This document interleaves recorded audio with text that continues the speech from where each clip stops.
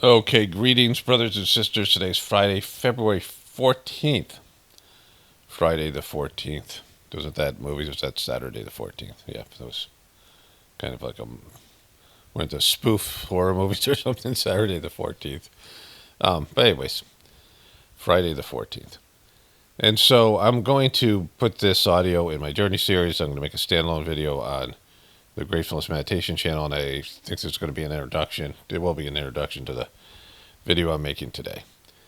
And so, I want to talk about underlying conditions, right? So, in the psychological world, there's underlying feelings, like hidden feelings, subconscious feelings, and then there's the spiritual condition that everybody has that is masked over by people's egos and things that they're distracted by. When people who are constantly talking, there's never any moments where they're just sitting back and reflecting. The people who are just babbling on endlessly, like in some, frenetic way. And, you're going on a road trip with somebody. And there's never like moments of silence, moments of reflection, moments of like you're going to a meditative sort of state or whatever.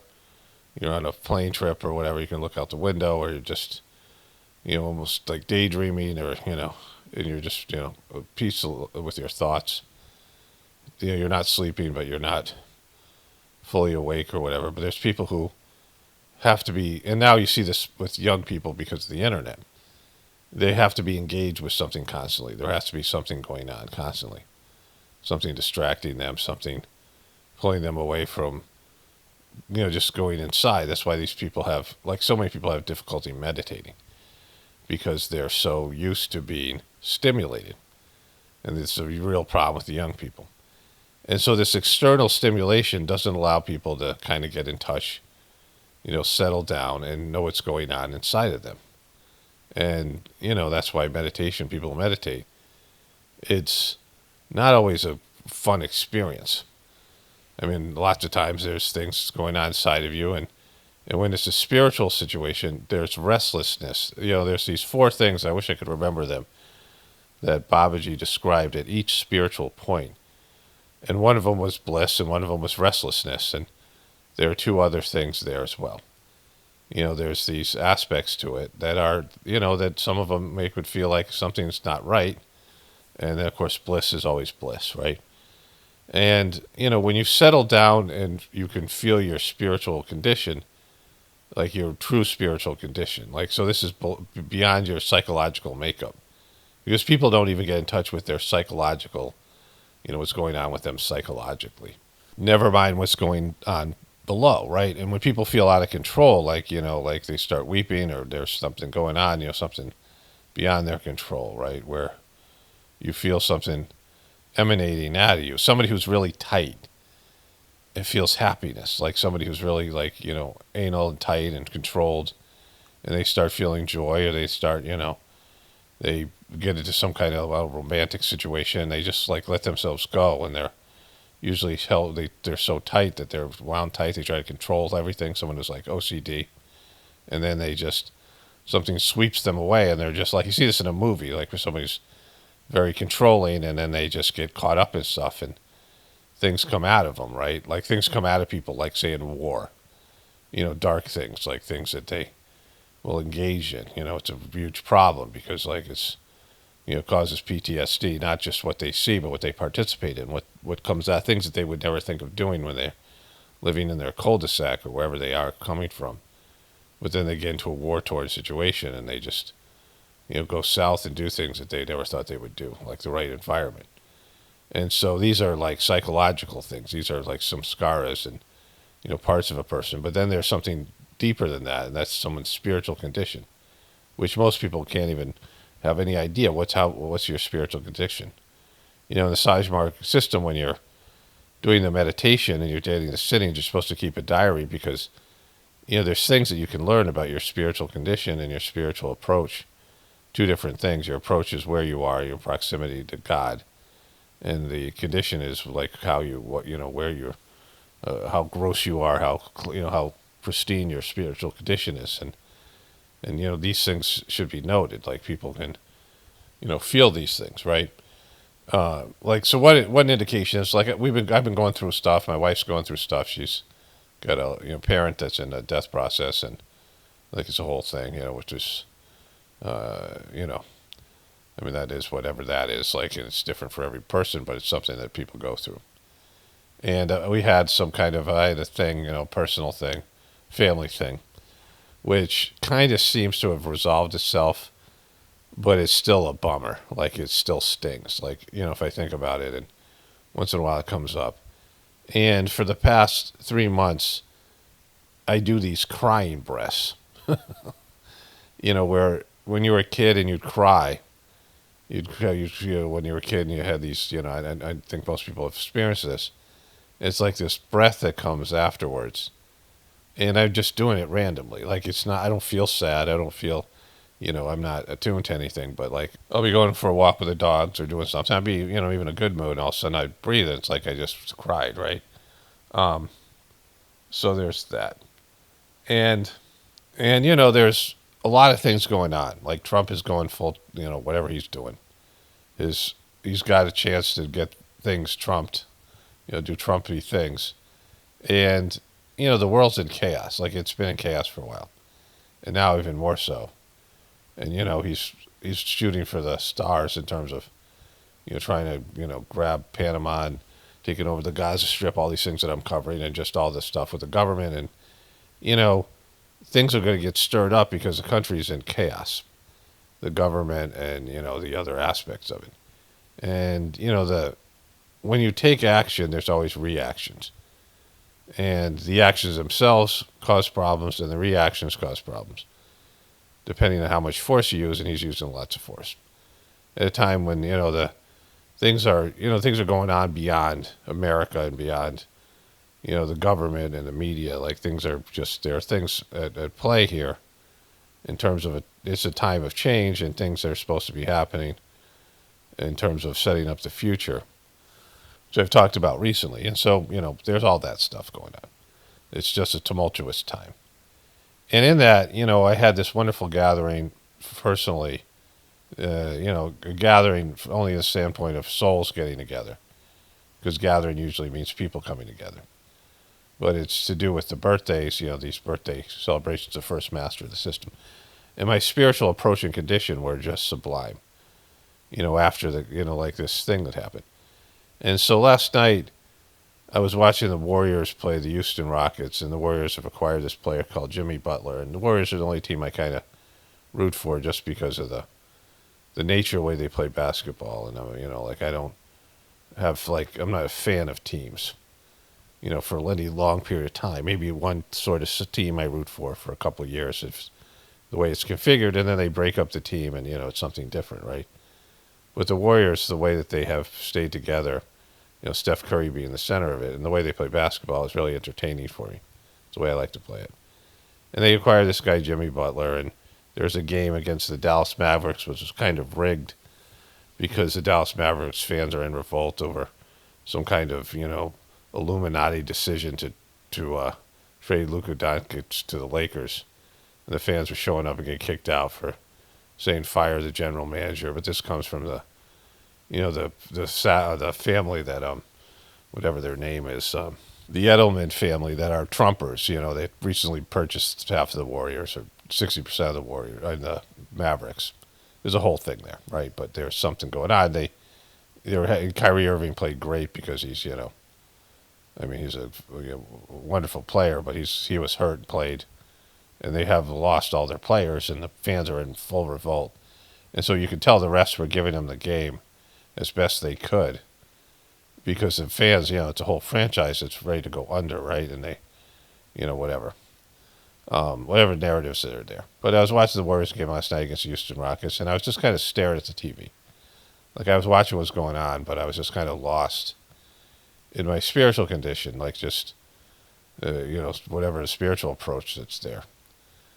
And it was good because I didn't know it was still was there. Like it gets buried under, materialism. Like people's spiritual condition gets buried under their spiritual lives, and their responsibilities and the chaos that goes on around people's existence, the stress and the, whatever. And so, like, even I feel it right now just talking here. Just I'm relaxed and, I'm like sort of just staring at the wall, like just, and I'm staring at the TV and now, I'm watching the game but not really watching it. And my wife was at the hospital, so it was like, it was a different kind of routine. And we usually do the 9 p.m. prayer together. And then I kind of went in deeper into my spiritual condition, and I looked at my phone, and it was 9:14. And the 9 o'clock prayer is something that we do from 9, and very few people did it, which is sad because the reason that you do it is you're praying for all the people in the world to come to spirituality, and it's something I love to do, but like most people just didn't. It's inconvenient to stop whatever they're doing at 9 p.m. And they just don't do it. And the people who do the Sajmarg meditation. But like I love doing it because it's maybe my favorite thing. And it was 9:14, and I realized, and I looked at it because I wasn't doing it. And I closed my eyes, and it was immediate. I could feel the prayer, like I knew that it was happening automatically. That even when I don't do the prayer, it's happening inside me because I've done it for so many years. And I almost always sense when it's 9 o'clock, and sometimes my wife does. She's like, "What time is it?" It's like 8:59 or 9:01. Because there's no way to know what time it is when you're not watching network TV the way we used to watch TV before.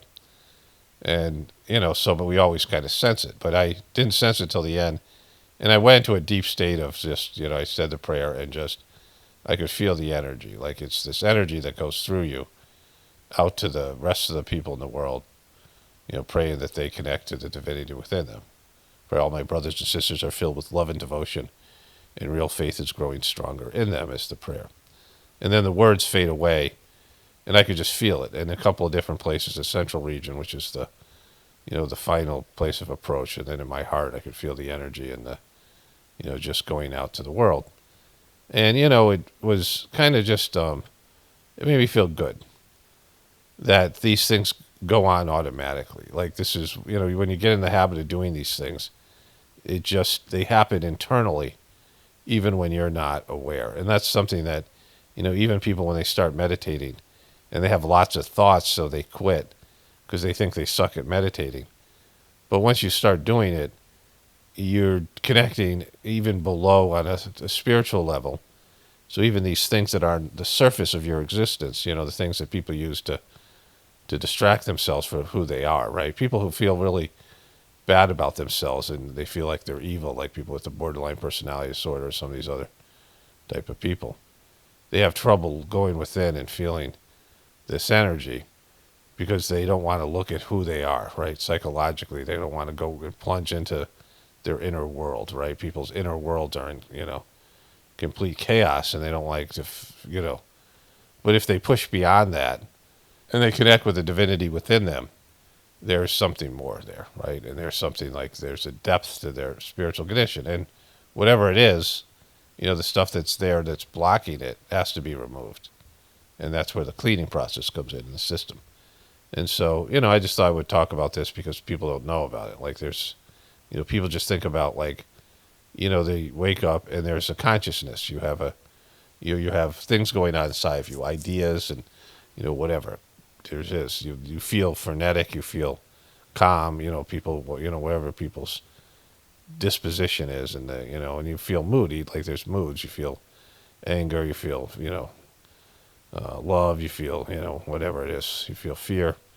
You have these different feelings and urges and things like that. Like people wake up and they're what's getting you motivated during the day. You're hungry. You want to eat. You're motivated to eat. You have biological needs and things like this. But then what's your motivation to go to work and do things around the house and whatever your activities are, whatever your daily things are. What's your motivation? What are you doing? Listening to me here, whatever people have that they look forward to. Like what is it, what are you looking forward to? What are your like just that day? Like what's like the one thing that day that you're like, oh, I'm gonna get to do this. I'm gonna go spend time with one of my, friends or siblings or somebody, or, parents, or like, well, somebody, loved one, some, your spouse, things like this. What are the things that you're not looking forward to, like things at work? What are these things that you really don't want to do, but you have to do? How you're forcing yourself to do those things, right? And so, like, people have all these things that go inside them, like, people needing little boosts, like people posting something on social media and then checking it to see if how many thumbs up they got. They need little, pick me ups or whatever it is, things that they get to external validation and things, right? Or whatever, things that make them feel good about themselves. And so, people have this whole, consciousness that they have. And a lot of it's, just surface dwelling things. And then there's, stuff below that. People are depressed. People are, whatever they are feeling psychologically. And then below that, there's your spiritual condition, your soul. And, there's oftentimes your soul is feeling diminished. Your soul is being, it's like it's drained of energy. Like it's not, it's not alive. It's sort of in a dormant state. And that's where the transmission, the seismic system comes along, sort of invigorates and wakes up the spiritual part of your existence. And there's your soul and your subtle bodies, and there's more than just just your soul. There's other things going on there, and your subconscious mind, and the things that people don't want. They bury the things. They bury their feelings. They bury their things that they don't want to think about. There, all that stuff, and the grossness that builds up in the inner condition that people have. And so at some point, people are going to have to attune to this part. There's going to have to be a integration of the other parts of their being. And your spiritual part is so subtle that when you have a gross world and a gross, lifestyle and things like this, your soul gets buried beneath all those things, layers.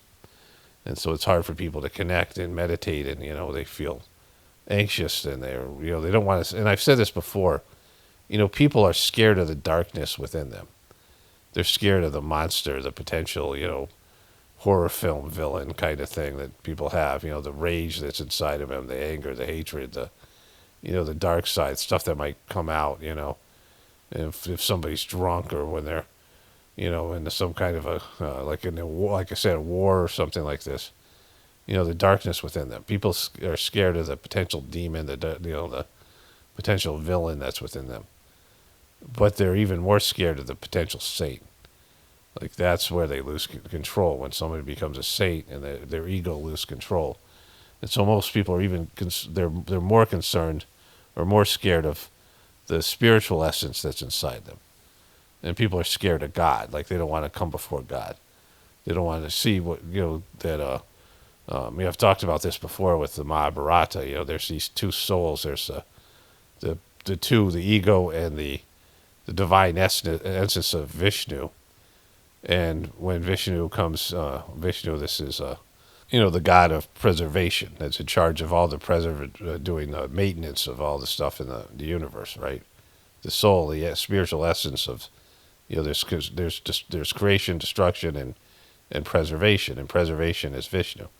And Vishnu incarnates in as as two people, like as Krishna, as the soul, and Arjuna, and this is in the Mahabharata, as the ego.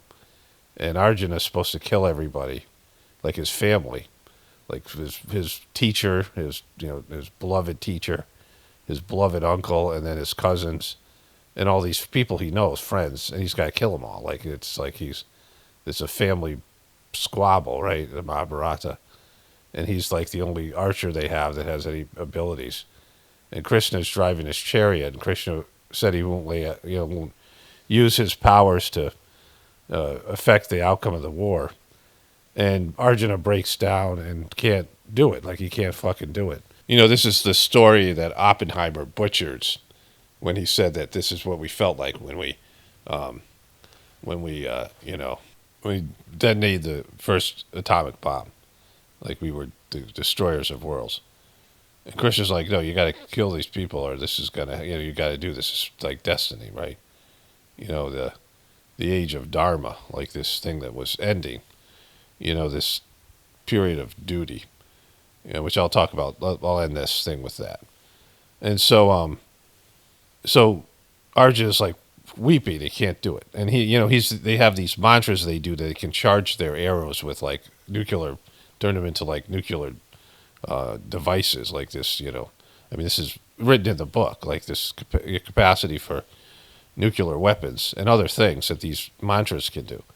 And only a select people know that. I mean, on the side of the heroes, the Pandavas, Arjuna's the only one that knows it, right?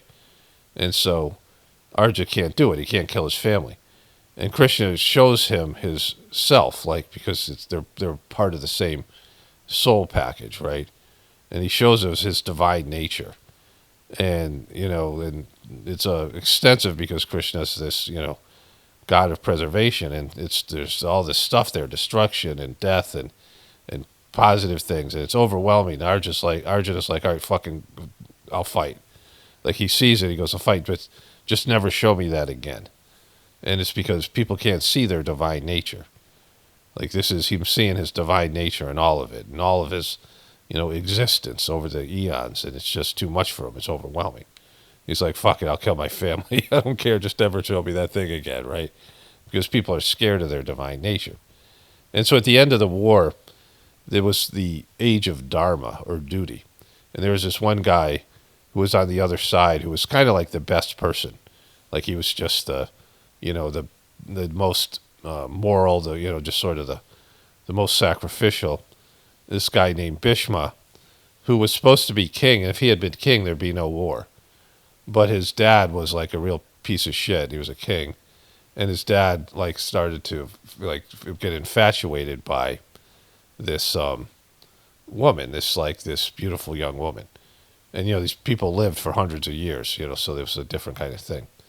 And he said to his son, well, he wanted to be with this woman. She said, well, I'll only let you be with me if you marry me. And I want my kids to be the heir to the throne. So he goes to his son and says, this woman I really need to be with her, but she wants you to give up the rights to your throne. And Bhishma just does it, right? Because this idea of dharma, like this idea of duty, like people just doing their duty for the sake of duty, and it's a big thing, the dharma, the laws of dharma. There's all these things that you have to do, and you have to sacrifice to uphold dharma. And then he goes to the woman. The king goes to the woman. She's like, well, no, that's not good enough. I don't want him to have any kids because I don't want there to be a conflict where his kids think they have a claim to the throne. So the guy's got to be celibate. And it's like, for hundreds of years, he can't marry, he can't be king. And he just does it. And so Bhishma means the one who took the terrible vow. And he's just cleaning up messes of his, now because him giving up his throne, he had these kings on one side, there's two kings, the Pandavas and the Kauravas. And the Kauravas are just like pieces of shit, and they're just horrible, and they're making, then there's a war that's the ultimate war is between these two different families. And he's just having to clean up messes and fix things, and Bhishma throughout the thing. And like at the end of the Mahabharata, he was pierced by all these arrows, and he's laying on the arrows, like the arrows are going through him. And he's just living there for like 14 days, and he's like, goes to Krishna, enough already, fucking kill me, let me die, Jesus Christ, like, and he just, and he won't. But he was the epitome of dharma in the book, like just doing your duty at, and he's got to fight against, the heroes because he's pledged to the throne, and technically the bad guys are the people that are on the throne, right? They have a rightful claim to the throne, and he doesn't want to fight his cousins, his nephews, these the Pandavas, the heroes, because he knows they're the good family, but he has to fight with the bad guys because he's just bound by dharma, right? But at the end of the Mahabharata, it was the end of the age of dharma, where people would do the right thing just for the sake of doing the right thing, and they were bound to it, and it was different levels, but they all practiced it. And now we're in the age of egoism, where people just do whatever the fuck they want. There's a freedom to it, and this is when people talk about freedom. It's not obeying the laws of dharma, where you have to sacrifice your desires and your egotistical pursuits. And so that's why it's so fucked up now, because people just do whatever the fuck they want, right? There's There's no laws of dharma. And dharma is an actual soul. It's an essence. And this the oldest son of the Pandavas, the heroes, is Yudhishthira, and he is the son of dharma. His mother was able to bring these souls into her. She never had sex in her life, but she had three kids, and because her husband couldn't perform sex because he'd been cursed. There's all this cursing and shit that went on. It's kind of interesting thing. But his dad was Dharma, the essence of Dharma, and he was just this wonderful ruler. But he had a gambling problem, and he gambled away his whole fucking family into slavery to his evil cousin. And he was cheated. The guy rolling the dice could manipulate the dice with mental powers, and he just couldn't help it. So he had this. He was like the epitome of Dharma, but his ego, his one addiction was gambling, and he had this gambling problem, and he couldn't stop himself. And that was where he didn't follow the laws of Dharma, and it caused the whole war. This family being gambled into slavery is what caused the whole dispute. They got tricked and they gave up the claim to their throne and all these other things. But the age of Dharma has ended, and that's why people are, we're in the age of egoism, where people just do whatever they want when they want, impulsively. Donald Trump is, the case. They just have no sense of, no moral compass, no right or wrong. There's fragments of this kind of dharmatic, devotional stuff that's still out there that people have, but it's dissipated because it's not a, cultural thing like it used to, rule the world, where people felt bound to fulfill their responsibilities and their duties. They were dharma bound, and so that's ended, and that's why the world is the way it is now. Anyways, let's get into the other stuff here. Okay, so I want to show you guys something here from my farm thing that happened last night. I have this little pond. It's kind of a human interest thing, but also speaks to, I said in my video yesterday, I took a great nap. And, it was one of those things where I just must have been fatigued for a while, and I just couldn't get anything done. I wasn't sharp. I wasn't able to, I was just sort of, going through the motions. And I took a really good nap, and, it made me feel recharged. And so, specifically for yesterday, but then I think in general. And it was really important because I came outside last night, and, I built this little pond. And it's kind of a big part of my existence. It's a small little pond. We have a bigger pond that, it fills with, it's like a, it's, in the winter, it's usually pretty low. And then it fills up during the winter time, the end of the year, the end of the summer, it's pretty low. And then during the winter time, it fills up. In the spring, it's really full from all the rains and the draining of water and things. And then it starts to, go back down a little bit during the summer. We have fish in there, and we have frogs and turtles. But this little pond, we have a number of frogs. Going into the winter, we had 3 or 4 of them. Now there's at least 2 that are sleeping at the bottom of the pond, hibernating there. And we have these shabunkin fish. And we've had, all these things I've talked about in other videos. We have had nymphs for dandelions and tadpoles and all kinds of things in there. And a variety of different birds drink out of it, bathe in it. It's sort of it's the hot spot. It's a go-to destination in the yard. And it's got a little creek in it, a little waterfall. And I've worked really hard on it over the years. I've improved it. Our chickens and our dogs love to drink out of the creek part of it, and so it's running water that's fresh, and it makes it easier for us not have to, in the winter, we have to find water for them. We have multiple water sources in the summer, but we have to put water in their coop and things because they, when it's really cold, they don't leave the coop or they get snowed in, and then there's a plug in there so the water stays heated. But it's a whole thing. And, it's just, like I said, it's a go-to destination in the yard for all kinds of different animals. Squirrels are always drinking out of it, things like this. And so it takes, though it's not like a natural environment that would run by itself. It's not a natural pond and creek that comes from, just nature. It's something that it's man-made, so it has to be maintained, and it's always something going on with it. There's a pump that pumps the water up to the waterfall, and then there's all these other things.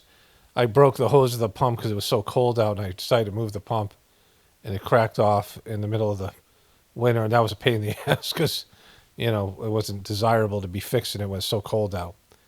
And so there's all these things. And last night I went out there, and somehow the stream got backed up, and the water was being pumped to the waterfall, and it was running over the side of the stream instead of going down back into the pond. And it created this ice skating rink over there, which I eventually slipped on. I was holding this big, giant pole, one of these digging poles, like one of these, heavy steel digging poles. I was lucky I didn't get hurt, but the whole thing was just a disaster because the fish were in this little corner and they didn't have any water. And so luckily I'd taken that nap and I felt pretty pumped up and I was charged up to get the thing done. I also have to watch the dogs. I bring the dogs out every night, and it's my last thing. It's my last hard thing, especially in the winter where I have to get dressed up. And this time of year, there are coyotes that come into our yard. And so I got to watch them because they'll eat the dogs. Like during the day, the coyotes would just come get a chicken and leave.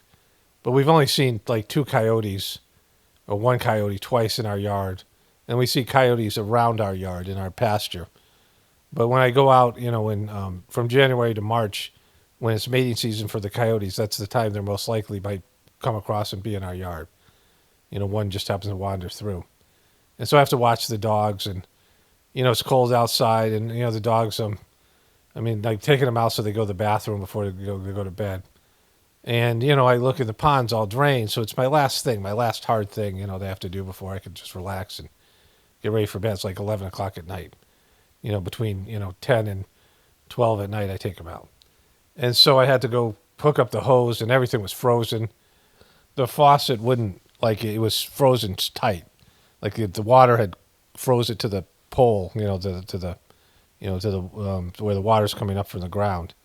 And so the whole thing was like it was a lot of work to get that thing just so I could get some water out of it. I couldn't get the hose tightly on the faucet. I only got it about halfway on. And I filled up the pond, and I had to go back out later and take the hose and get all the water out of it, drain all the water out of it. And then, the rest of it. And so I have some video of that, so I thought I'd share that here. Okay, so it was 11 o'clock at night here, and I came out and the water had been drained out. Fish were all in this one little corner over here. Barely any water left. I took the dogs out to the rock. And some of the rocks that blocked up the stream, you can see the fish are swimming in there. Getting some water now, cold water, that's all deep. The water's about 50-some degrees or lower. Melt all the ice. This was all clogged up. A couple of these rocks had fallen in. And one fell in here. Some fell in here, and some happened with the this is all flowing, and it's starting to flood the area here.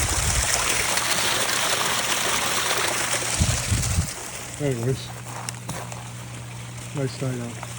So this is the setup. This is these cool pumps that are here in areas where there's a frost line.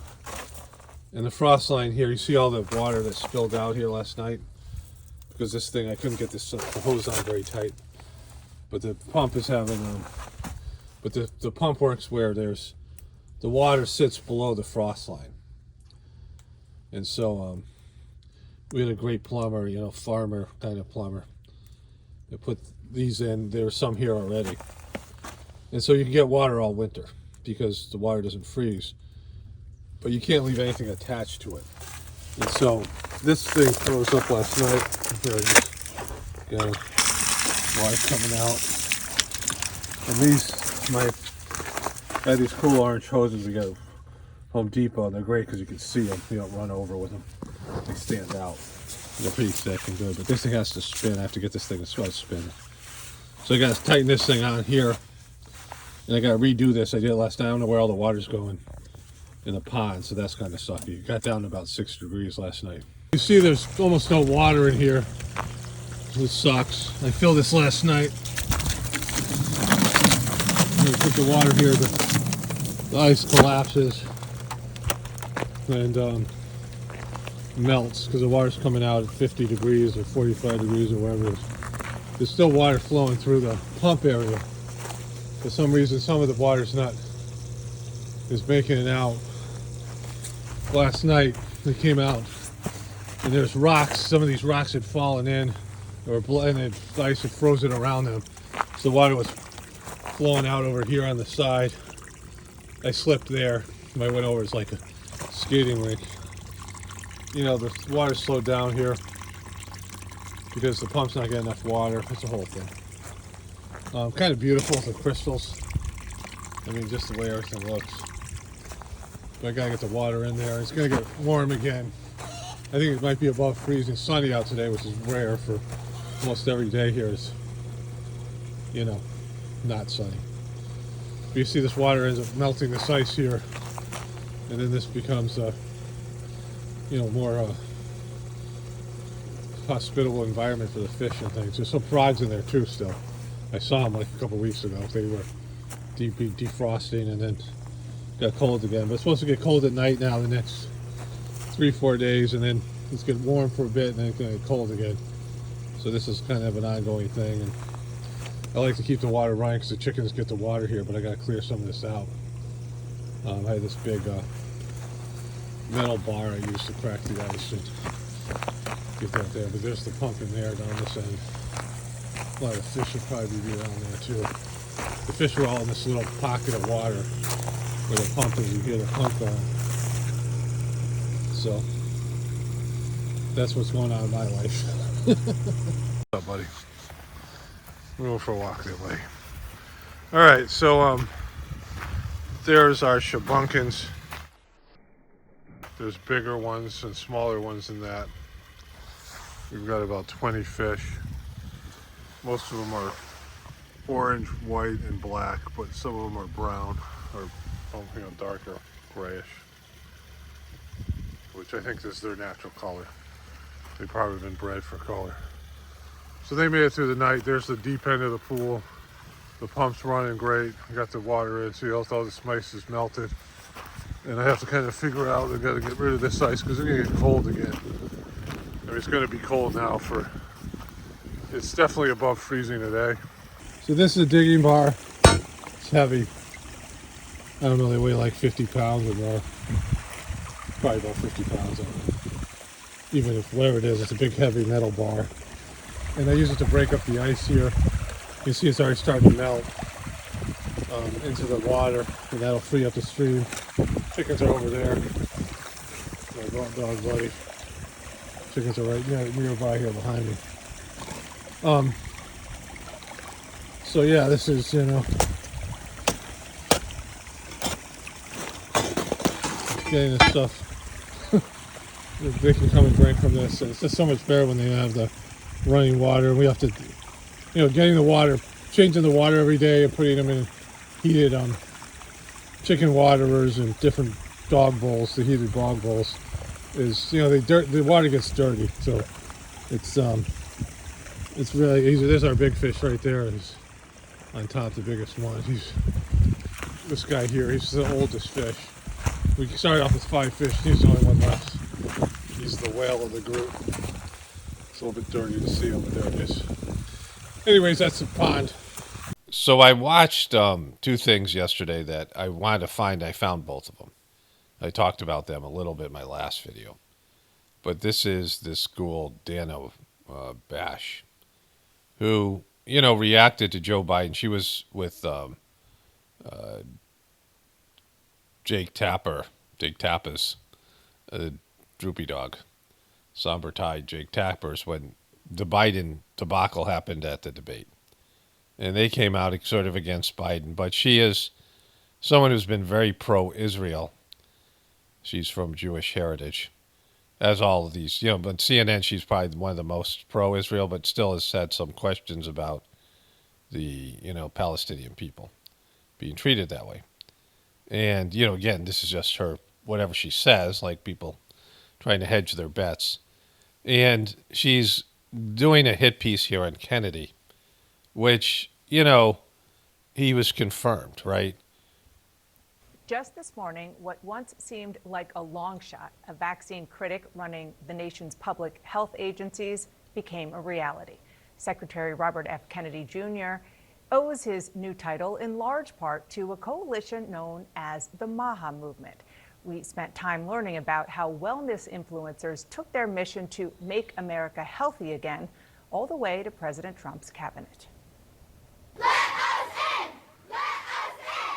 October 2024, Battle Creek, Michigan. This is a monumental moment. An army of protesters delivered 400,000 petitions to Kellogg's headquarters, demanding the company make good on a pledge to remove artificial dyes from its food. You know, the food, I mean, I'm not against this. But why the fuck are you eating Kellogg's cereal? Right? I mean, like, I guess they're trying to do it for families that can't afford or don't have the knowledge to not eat it. But, it's all this processed food. I'm here for all the moms who struggle to feed their children healthy food. The leader, Vani Hari, a food activist known as the Food Babe, who says cutting out the She's the food babe. processed and fast food of her youth not only helped her shed weight, but curbed serious health struggles. She has a wellness brand and a massive online She called herself the food babe. I'm the food babe. following. I feel like my voice represents so many ordinary citizens, moms and activists and dads and so many people across the United States that have just had enough. Hari volunteered for Barack Obama's presidential campaigns. She was a delegate at his 2012 convention, where she wrote labeled GMOs on signs. She got disillusioned with politics and turned to activism, pressuring restaurants like Chick-fil-A and Subway to take some additives out of their food. Why is it citizen activists like me and the people that follow me and all the grassroots movement holding these companies accountable? This is what I would call lost cause, because the customer base doesn't give a shit what they're putting inside their bodies. I started watching this thing last night called apple cider vinegar, which this girl pretends she had a stage 4 brain tumor, and she cured it with natural foods, and it's a whole thing. It was a true story. It's on Netflix. Kind of hard to watch. The girl's very manipulative. She reminds me a little bit of how my ex was in terms of the way that she used people and, her buying into her own lies and things like this. But, this element that exists out there where people realize they're being poisoned, like this food that most people eat is poisoned. It's got poison chemicals in it. It's got poison pesticides. It's got, all kinds of things in there.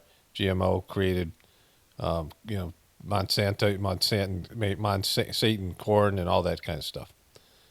And so this is causing suffering, chronic illnesses, and like everyone's kind of aware of this, right? And when you try to tell people about it, what happens? If people who want to eat this crap, they're addicted to fast foods, and you try to tell them about it, what do? Right?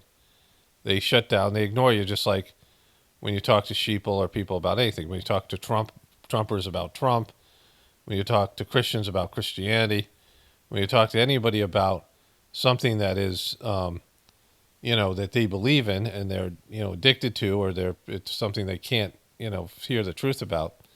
And so people are going to consume this food because they love it. And it's addictive. And the company is going to put it out because it's cheap and it's addictive. And it also helps with the healthcare industry. These companies that are food companies also have investments in the healthcare industry. And so whereas foods are addictive, healthcare stuff is, when you're taking medications that are preventing you from dying, preventing you from liver failure or something, or heart issues, or, the stuff that's cancer treatment. When you have, there was a part of the show that I was watching, there's some people, young women with real cancer there in Australia.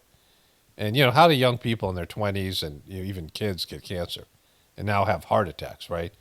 And so when you have life-threatening illnesses and conditions, or ones that are debilitating, and then you go into the allopathic medical model and they have things that can suspend those symptoms, it's more than an addiction, right? It's something where you're connected to that medical model for the rest of your life.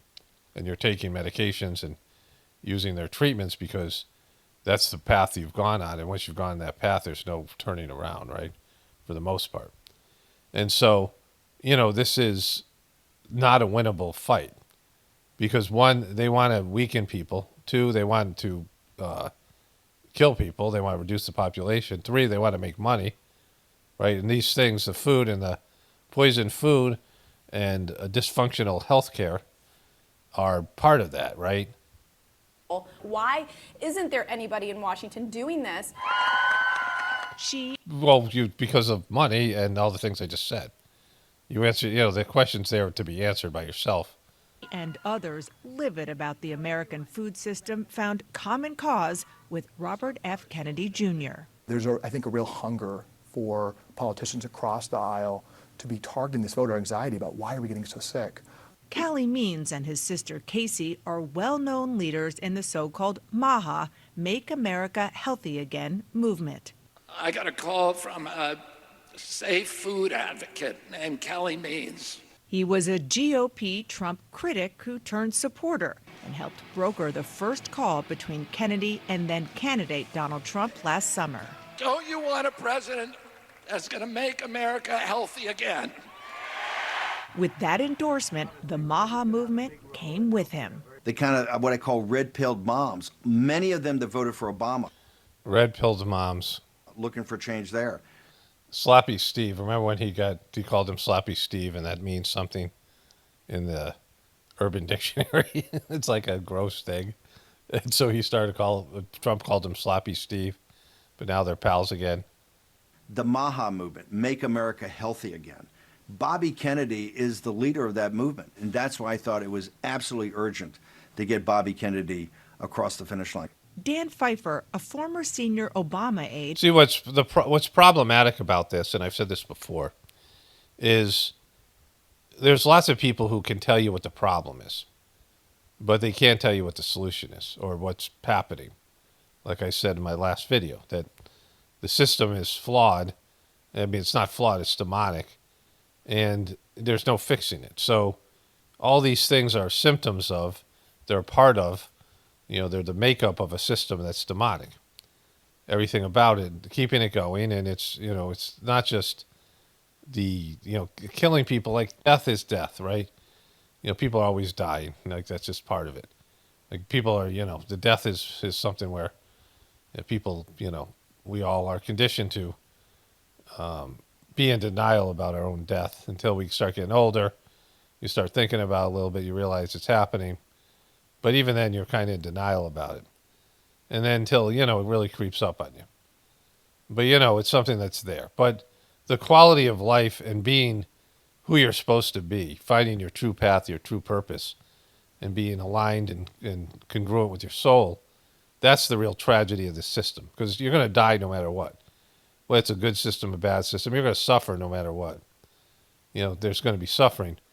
But there's the worst kind of suffering is living a life you're not supposed to live, disconnected from your soul's path.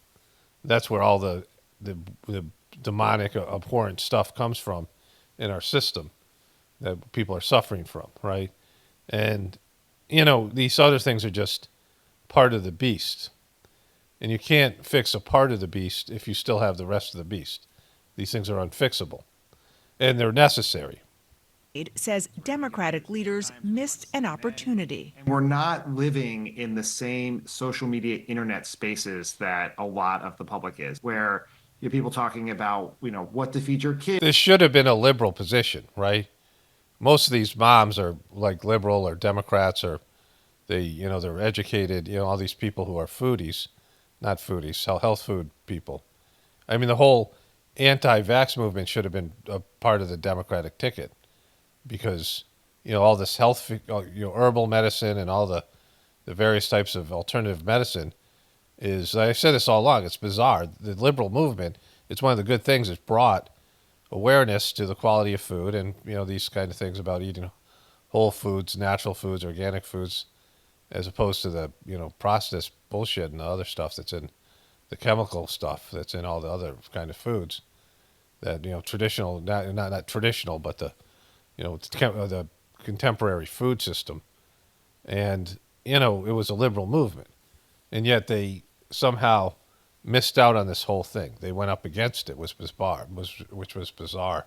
Kids, what chemicals to avoid, long before he even decided to run for president in 2024, RFK Jr. lived in those spaces. And when Trump nominated Kennedy for Secretary of Health and Human Services, the MAHA network went to work. I was getting hundreds of messages a day personally and thousands through the office. Despite serious misgivings about Kennedy pushing conspiracy theories and regularly suggesting vaccines cause autism. You know, like this, they talk about this stuff like, you know, almost nobody, I think, is triggered by conspiracy theories. Oh my God, he's a conspiracy theorist? Like, you know, some elderly woman who's, you know, been watching the regular news. But, like, pretty much everybody has some kind of conspiracy theory. I talk about this all the time. In almost every TV show or movies, with this, you know, some kind of suspense thriller, spy things, but not even just that. There's a conspiracy, a governmental conspiracy or an oligarchy type conspiracy. I mean, they even have this conspiracy about Trump and Elon Musk, right? There's all these conspiracy theories about them because people conspire. It's fucking stupid to say they don't, because they do all the time. It's the basis of our civilization, is people conspiring. Every villain in every fictional story, there's conspiratorial type situations. And even some of the heroes, you know, there's these conspiracies that they have to put together, right? Conspiracies are at the heart of pretty much all of, you know, all the narratives that are out there. And to say, oh, you're a conspiracy theorist, yeah, everyone is. Like I say this all the time, it's silly. And so most people aren't triggered by that word anymore. Like they say it only to make it sound like there are people who believe it and people who are pushing back against it. It's just a manufactured, you know, disinformation that people are, that's the, you know, the majority of people didn't vote about, oh, I'm anti-conspiracy theory. Even they didn't vote against the Cubies even and these other groups that are horrible. They're not voting against the flat earthers because those groups have no real power. They're not worried about that. The conspiracy theorists aren't causing your grocery prices to go up. They're not causing your health crisis, right?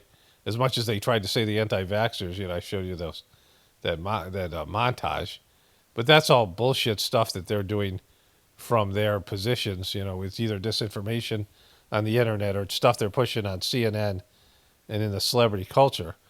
But people don't buy that shit, right? People don't believe in that. Like, so, oh, he's a conspiracy theorist, right? Just this. Let's go back to that. To work. I was getting hundreds of messages a day personally and thousands through the office. Despite serious misgivings about Kennedy pushing conspiracy theories and regularly suggesting vaccines cause autism, which was scientifically debunked. Mr. Cassidy. It was debunked scientifically. It was, the science debunked that shit. They debunked the shit out of it. It's been debunked. As a CNN reporter, I could say 100% it's been debunked. Republicans like Louisiana Senator Bill Cassidy, a medical doctor, saved Kennedy's bid for HHS secretary. Vaccines save lives. They are safe. They do not cause autism. There are multiple studies that show this. Multiple studies there are. Mr. Kennedy and the administration reached out seeking to reassure me regarding their commitment to protecting the public health benefit of vaccination. Are you completely confident that none of those theories that RFK Jr. has, and he's expressed many times over the years, will be part of America's public health? Okay, so she doesn't know this guy is, him and his sister both said things that were anti-boop, right? They both said it. And she's asking him this, so this is what I caught the tail end of this thing. And, you know, in terms of his public persona and what he's done in these interviews, you know, they're anti all of the establishment health system, the food system, the medical stuff. You know, I mean, she quit being a doctor because it doesn't work. And so I don't know what Dana Bash says, but she's talking to this guy because he's highly educated. They're very articulate. I mean, they're really smart, and they come from the D.C. crowd. So Dana Bash knows this guy's smarter than her. I mean, she's talking to him. And maybe she didn't hear the interviews he did with Joe Rogan or with Tucker Carlson or maybe she didn't understand him, or maybe, who knows what's going on her end. But, like, she thinks this guy's smart enough to know that Trump's a piece of shit, right? Like, the things that they can see in Trump that, all those of us who can see it. But, this guy is compromising himself because of whatever reason, whatever his deal is, right? Whatever his and his sister's deal is. Like, everyone has a public persona, a public, image, a brand they're building. And whatever their end on this thing, whatever their end game is, whatever their ends, the money they're making on this is, whatever their agenda is, whoever they're working for, whoever their handlers are.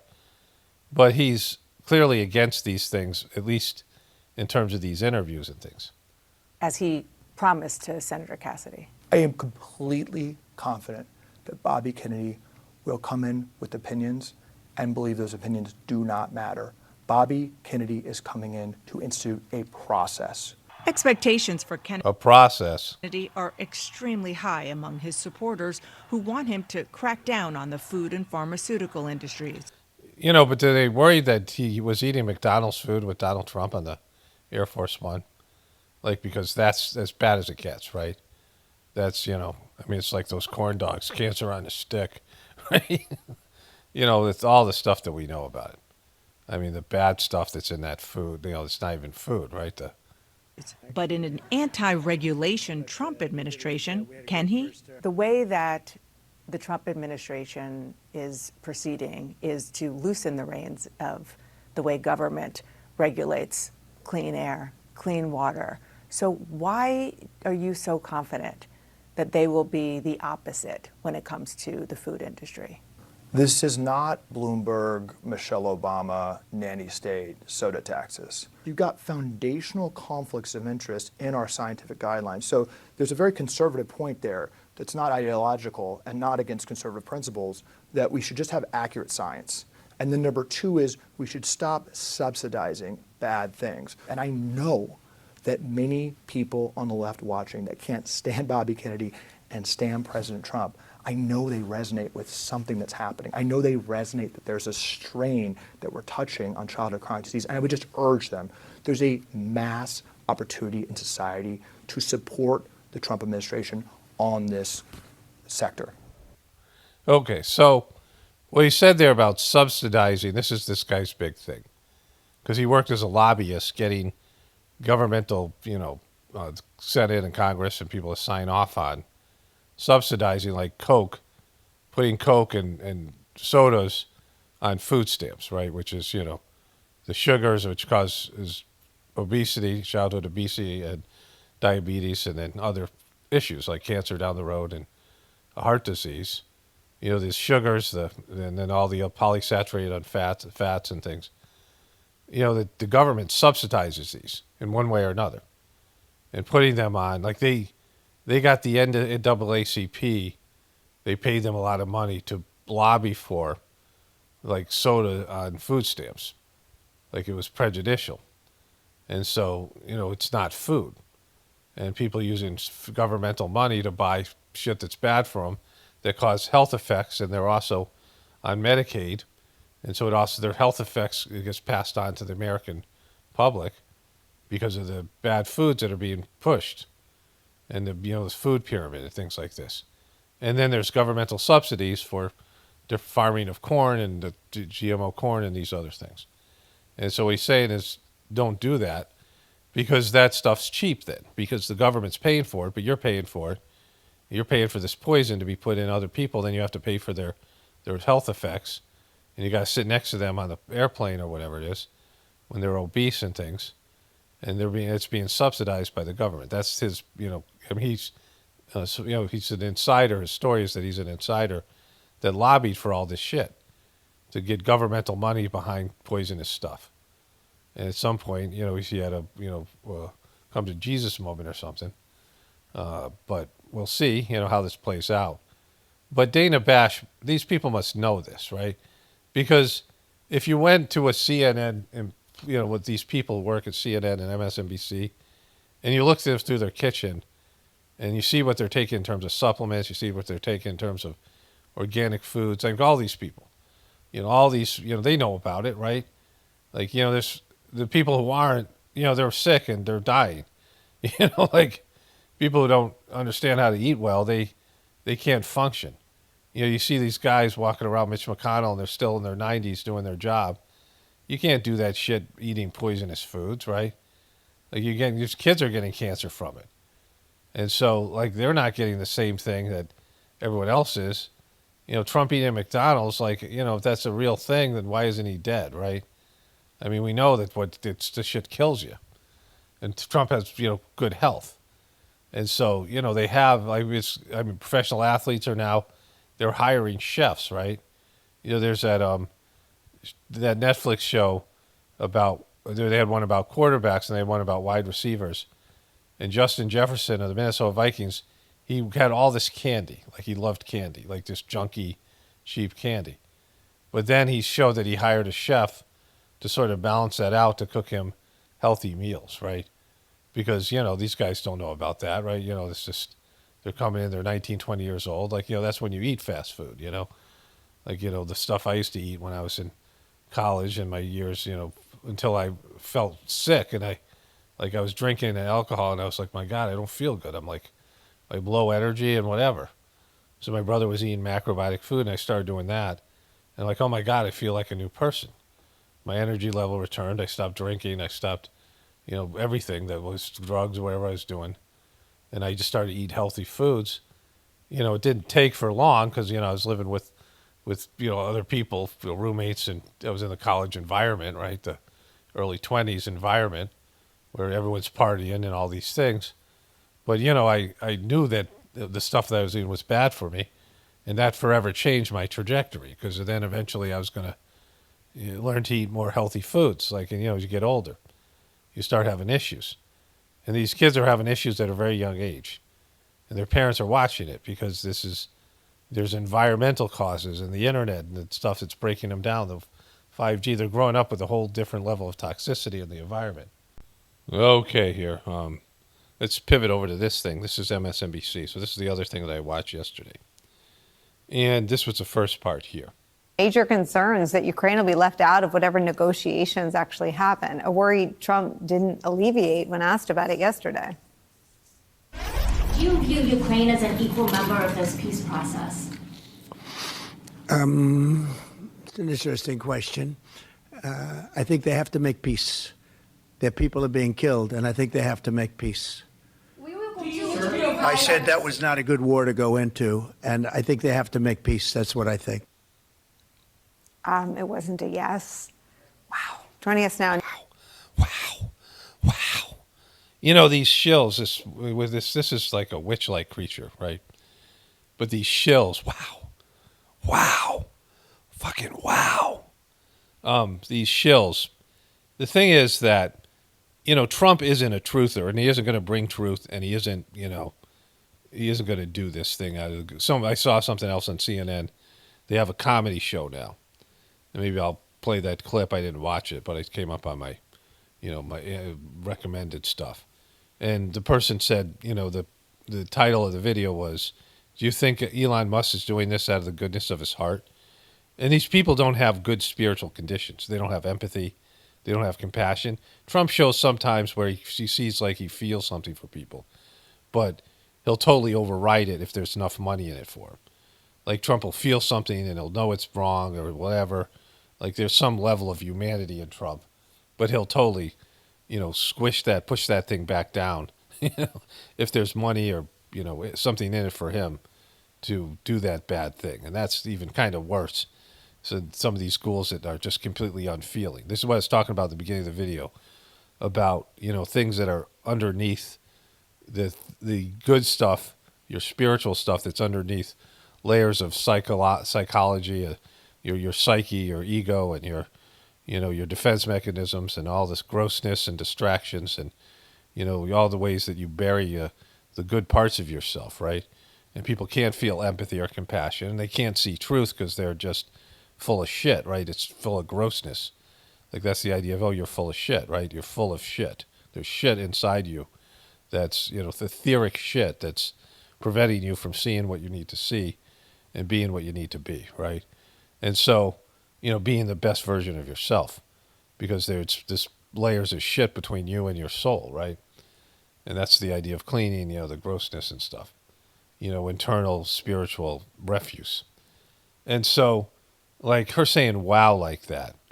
Now, the facts of the matter are, like, this is irrefutable, but they'll refute it anyway, that Joe Biden was a senile guy, that he was a guy with Parkinson's based in that, interview with that doctor that I believe is accurate. But either way, we all know that he had cognitive issues, which was on full display, which everyone finally admitted to 4 years after he was elected, and he was showing it 4 years ago. You think that shit just showed up? He had mental decline that was very present in 2019 when he was running for president, to 2020 when he was elected, and every day he was president since that time. They hid him away because he had mental decline, right? They hid him away from everybody, from his campaign. They used COVID to hide him because they couldn't roll him out because they knew he was fucked in the head, right? And so everyone knew that, and they elected the guy anyway, for whatever reason. They had their reasons, which was he was going to be their puppet, and they were going to run some evil agenda through the guy, all on the idea that Trump was evil and that this guy was the antidote to Trump. Like, that was the excuse and the reasoning. And part of Joe Biden's clique, his connections, his level of depravity. Trump has his, he has his criminal stuff, his criminality, the scammer stuff that Trump does and his family did, the $2 billion deal with Saudi Arabia, the way Trump monetized his presidency. They're all making bank off of their political connections. Every one of these politicians is making bank one way or another. Nancy Pelosi and the stock market, her husband, all these people, they have their people that pay them. They have their sponsors. They have their handlers. They have the people they work for. And so Joe Biden, he had a connection with the Ukraine. He was in charge as vice president of the Ukraine. He was in charge of $1 billion of aid. We gave him $1 billion fucking dollars. We just gave Ukraine $1 billion of aid under Barack Obama's presidency. For what? Like, what are we getting out of that deal? What did we get, the American taxpayer, to be, we're that much more in debt, our country, and your tax dollars go into that, right, or whatever, your tax debt, which is even more, because they're borrowing money, like they're printing money and sending it to the Ukraine. And that's going to inflate our dollar. It's going to, it's a debt-based thing, right? And so for what? That was all the way back when Biden was vice president. That's back in 2000, whatever it was, 11 or 10 or something. And he was going to withhold that money if they didn't fire a prosecutor going after his son's company. So he had the diabolical connections there, the money laundering connections there. And he started sending money over there, and some of it came back to him and his family. There's no way it didn't. I can't prove it, but I don't need to because it's obviously that's the case. He's a piece of shit, and his son was a piece of shit, and just like Trump is a piece of shit, and Jared Kushner, those guys are pieces of shit. And they steal money from the collective. That's what the government's about. I'd expressed that in the other video, that, every 4 years, you are voting for a bunch of criminals who are going to take the collective monies, $5 trillion in tax revenue, and then the debt-based economy and all the, the powers and privileges of the positions of the administration, being able to sell those positions, monetize those positions to lobbyists and other countries and the highest bidder. And so you're selling control over trillions upon trillions of dollars of resources to criminals who are going to exploit them and make sure that they get their cut and their piece of it. And no matter who it is, that's what they're going in there and doing. That's their primary goal. And, all the lavish things they get just from, Air Force One and having their own private jet and all these things that they do. Having, the Camp David and these things. Trump, of course, he goes to do his own Mar-a-Lago thing, but they have all this stuff that's available to them, right? Like, they live high on the government hog. Even the communists have this stuff, where the people who are leaders, they have this different level of lifestyle that they get from these positions, and then when they're voted out, they lose all that shit. And so they try to take as much of it with them as they can so they can recreate that without having the taxpayers to bankroll their lifestyle. And so Joe Biden created this war in the Ukraine by saying that they were going to put the Ukraine in NATO, knowing that the Russians couldn't tolerate that, couldn't have missiles on their border, American military bases on their border, which Ukraine is on the Russian border. And so that was the fucking thing right there. That was why that happened. And she's making a big deal about it, like it was some, horrible thing that we're going to cut off funding to the Ukraine. And she's making it sound like it's a horrible thing that we'd cut off funding to the Ukrainian war, which is, it's American taxpayers, but it's Ukrainian lives.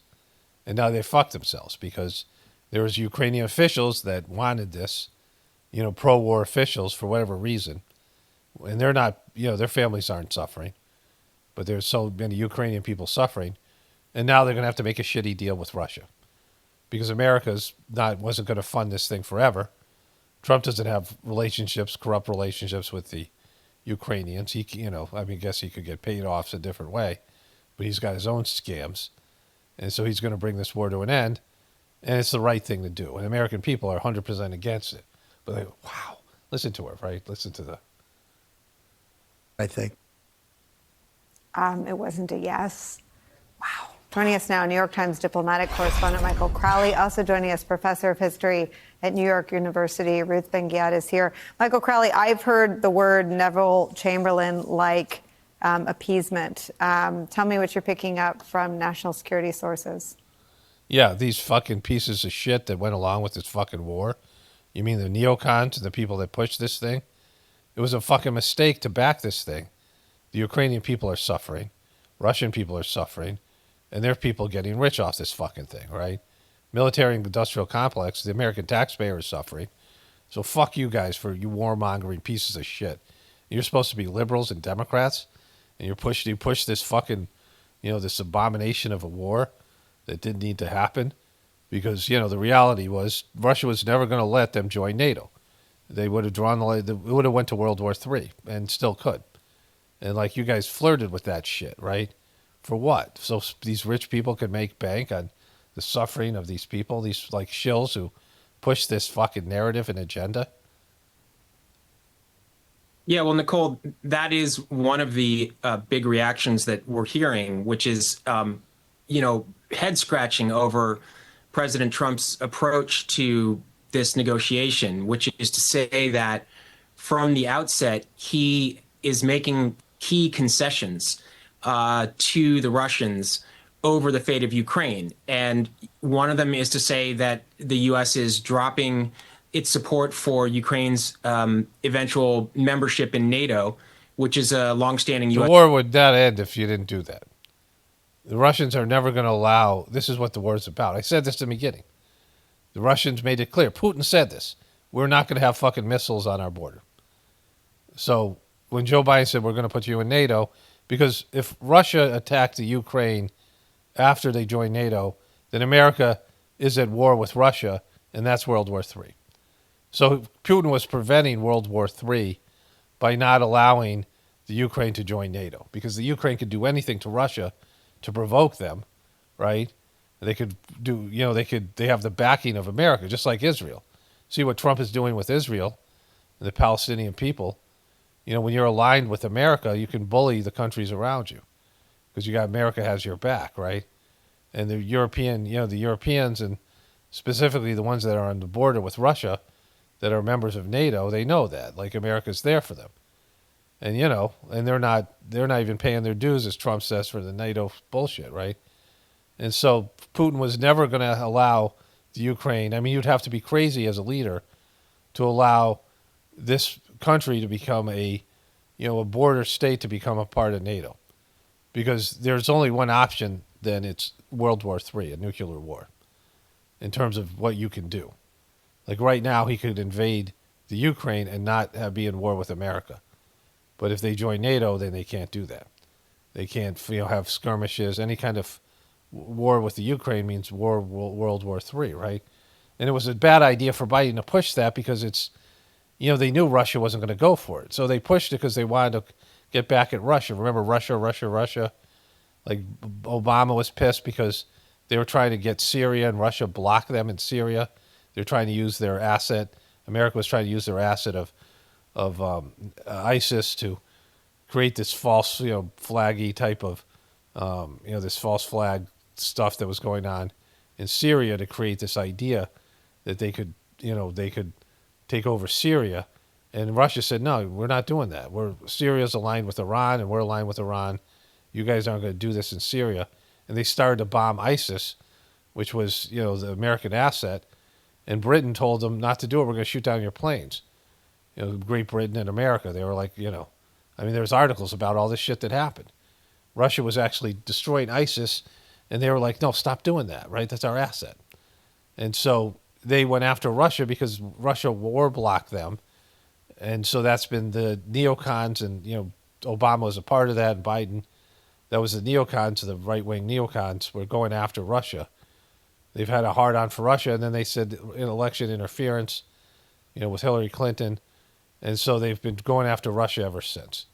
And it, culminated in Biden with his, connections to the Ukraine and his money laundering schemes over there with his crackhead son, the president's son who banged a stripper named Dallas who lives in Arkansas in a strip club, and they had an illegitimate crack baby, right?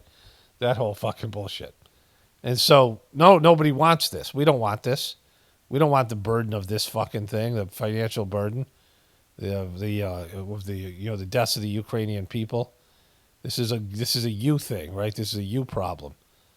U.S. position. You also heard Secretary of Defense Hegseth say that it was unrealistic to expect that Ukraine would return to its pre-2014 borders, which not only includes land that was taken by Russia in the invasion that occurred in February of 2022, but really refers to the annexation of Crimea in early 2014. So essentially saying that we're giving up on Crimea. Now, okay, so the neocons, one of their theories was they were going to bankrupt Russia on this war and make them cave.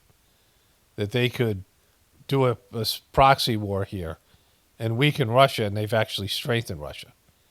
And they know it, just like they fucked up in the Middle East, thinking they could do all those Middle Eastern wars, and they all backfired.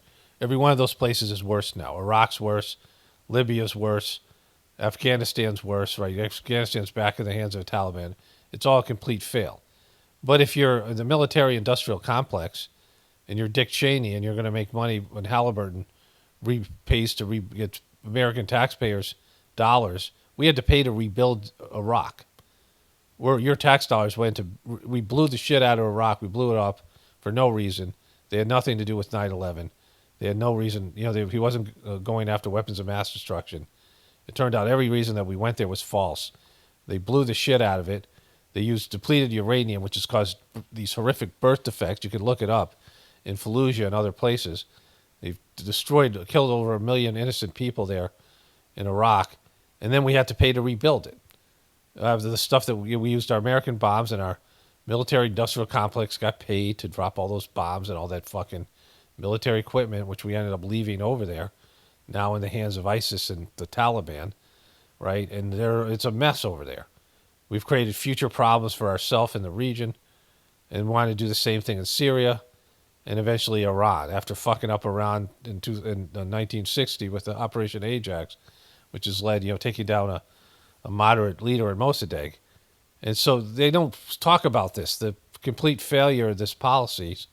And these neocons failed and were wrong about everything. And they thought they could bankrupt Russia by doing this proxy war, and the opposite has happened. They've emboldened Russia.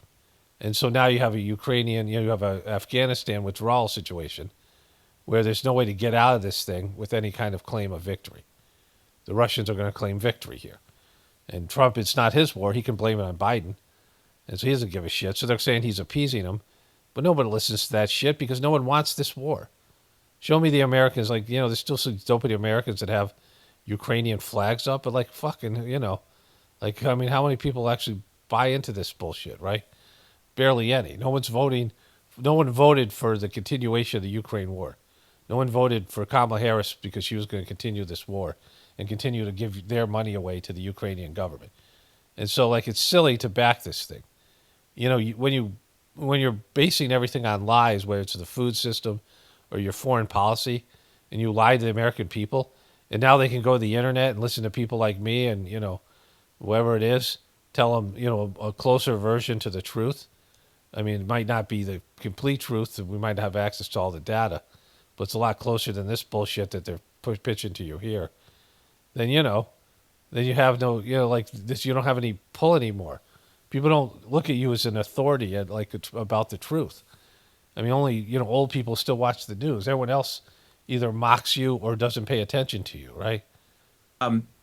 You might say that it was going to be very difficult to get Crimea back, but at least it was something that you could negotiate with, as is NATO membership. But I think there's a sense that when Trump comes out of the gate like this, making big concessions, people are wondering, how much does he really care about Ukraine's interests? I mean, he does not. That's the point. He doesn't give a shit. That's the American first. Ukraine isn't part of that. Whatever people who think that Ukraine is important as a way to, to push back against Russia. Russia, like Putin, I think prevented World War III. I mean, as much as he might be a dick, and I don't know, like they all suck, all these leaders suck. But it seems like he was more reasonable. Remember, Iran wanted to respond with Israel, and he said, let us take care of it. Let us be in charge of that because of what happened with Israel and the conflict they were having. Because we were on the verge of World War III with that. I think Putin prevented World War III a couple of times. And, again, if Ukraine was a NATO ally, World War III was going to happen sooner than later.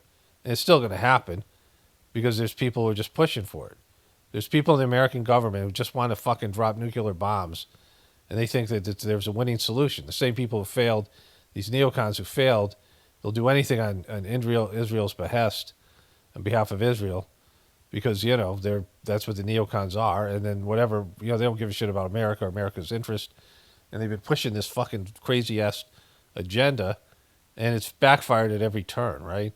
At some point, you got to be like, oh, there's a failure here. And admit that Joe Biden's people, and that's something I learned from RFK Jr. interview, when he said that all the people that were Joe Biden's, like I didn't know these names, Blinken and all these people, they're all neocons, right? The disgraced neocons who were Republican, who were in charge of the debacle in the Iraq War and the fucking big event in 2001 and Dick Cheney and Rumsfeld. These guys are their children, right? The ones who are in the Biden administration are the children of the neocons. And like I learned that, and I looked it up, and it's just there. Joe Biden, his whole foreign policy is neocon people who failed that region before. And so, so that's this thing. It's just lies, right? Like when you lie like this is where you just become, it's embarrassing because people are aware and awake now. See, this is what I said about the truth coming out. The truth is coming out, and this is part of the year of the chaos. The lies don't work anymore because the liars have been minimized. Nobody watches this bullshit. And when they watch it, they know they're being lied to. Okay, so there's one more thing from this MSNBC report. Like I took a break. I left the TV on. I went, was cooking dinner or doing whatever, doing some chores and stuff. And I came back and they were playing this piece. And now just, I went out just, in real time. I went out with the side to check on my pond, which you guys have already seen these videos. And the water was drained again. I don't know what's going on with that. It's really cold here, and I brought my dogs out, so I'm fixing that. All the pond stuff that happened today is I'm filling the pond, then I'll go back and check on it. I'll take a little video of that. And that you've already seen in the beginning of the video, just in terms of a timeline. But I came back in, and there was a few videos recommended by YouTube, where on my phone, there was a post from Alex Jones. Well, first there was a post from somebody about Trump talking about energy with India on X. So I clicked on that, and then a video right after that came in from Alex Jones about Kennedy's speech, which I'll show you that at the end of this thing. It's supposed to be some inspirational speech on food and, whatever. Like I said, words are great, but we'll see what happens. And intentions are great, but we'll see what happens, right? Because even if Kennedy intends to do these things, it's whether the food industry and there's a lot of money on the other side of this equation, right? But here, let's go to this thing here. Educational programming centered around specific ethnic and racial experiences. My son is in a public school. He takes a class called African. Did you even have a school son? American history. If you're running an African American history class, could you perhaps be in violation of this court order, of this executive order? So this is Linda McMahon of the Vince McMahon's wife. Like, this is how fucked up Trump administration is. Like WWE, and there's Triple H behind her. I'm not quite certain, and I'd like to look into it further and get back to you on that. So there's a possibility, you're saying, that public schools that run African American history classes, right? This is a class that has been taught in public schools for decades, could lose federal funding if they continue to teach African American history. No, that's not what I'm saying. I'm saying that I would like to take a look at these programs and fully understand the breadth of the executive order and get back to you on that. I think you're going to have a lot of educators and a lot of principals and administrators scrambling right now. It's kind of a loaded question, but like that could be like this is the downside of Trump's stuff, right? You know, if you're going to look into being a truther, you have to look at like the Howard Zinn's People History of the United States point of view. Not that that's the end all, but it's it was an attempt to tell historical events from the side of the oppressed, the side of the losers, the side of the victims, in a sense, right? The ones that lost, because it's always told from the side of the victors. And so some of this stuff is good because it's truth. You can't suppress it just because you're a white guy or whatever it is, right? Because you're a white Christian, you don't want to deal with the violence in your history, right? Because there is that. Like, just like with African Americans, who don't want to deal with the fact that African people took slaves and sold them to white people in Africa. So, like, it's not just a white people problem. And Native Americans also took slaves. So slavery was done by all these different demographics. And, Native Americans kicked each other's asses and oppressed, took slaves from the other tribes and, took lands. And so this kind of territorial battles is not just a white people thing. White people are better at it and, are more dickish about it and cross lines maybe other groups don't cross. But, we saw this with the Huns, these various, Genghis Khan and Genghis Khan or whatever his name is, Genghis Khan and all these other, people. Across the world, there's been all these empires. And there's people who have dominated from different races, either each other or other races. And this is like an ongoing human problem. The war and the domination and enslaving and, all of it. The mistreatment of animals and land and, trees and disrespect to God's world and, thinking you have dominion over it. I mean, arrogance. Like, this is a human problem. And so, it needs to be addressed. Like, honestly, like, we all have this stuff in us. We all have these tendencies. And what do we do with them? And spirituality is a way to counterbalance those things. Where you're not getting, people who are usually the worst tyrants, the worst people, the worst liars, the worst scammers, are people who they need external validation. They don't have a good internal world. And so all this stuff has to be addressed, right? This is why stuff that I give you here, I don't think other people know about. Like, they've never done it. They don't have a kind of meditative life. They don't have any knowledge of spirituality. And so they can't speak about it because it's for them, like for many of you, it's like listening to a foreign language because you've never done it. When you do it, then you realize the benefits of working on your internal world, right? And, if people are looking for some external solution, of course they're going to, get mad or they're going to flip out when you say there is none. There's no fixing the problems of humanity from an external way of doing things, like problem solving, right? We can address little things in our own lives and, whatever it is, but the real problem is, like, people are fucking broken inside. They're fucked up inside internally.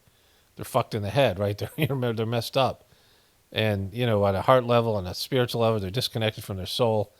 And they're, egotistically, they have demented egos and psychological makeup and depraved type of, whatever it is, depravity.